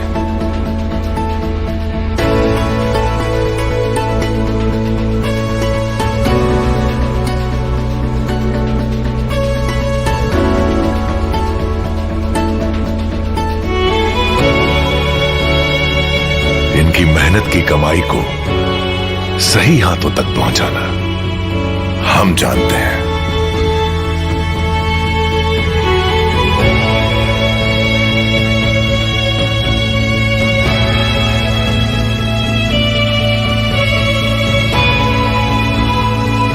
खराब मौसम की सूचना सही समय पर रेस्क्यू टीम तक पहुंचाना हम जानते हैं।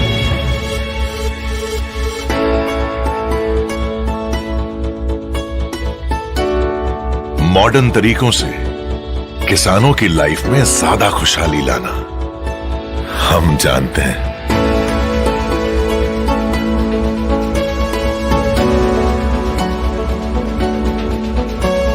देश अपना डिजिटल है, इतना तो सब मानते हैं, इसलिए तो हम रुकना नहीं जानते हैं।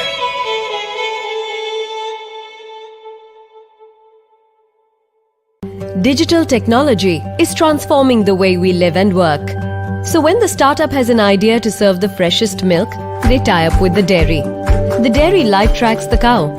The cow's health is monitored so closely that the farmer knows exactly when to get the best quality milk. The dairy delivers the freshest milk to the school, which works with the government to analyze data and predict possible student dropouts. The kid is happy to see his dad after school, who gets an alert from work. He chats with the boss and solves the problem before it happens. The boss gets a notification to check out the latest car in the market. He gets to customize and buy it instantly thanks to the online sales support provided by the bank.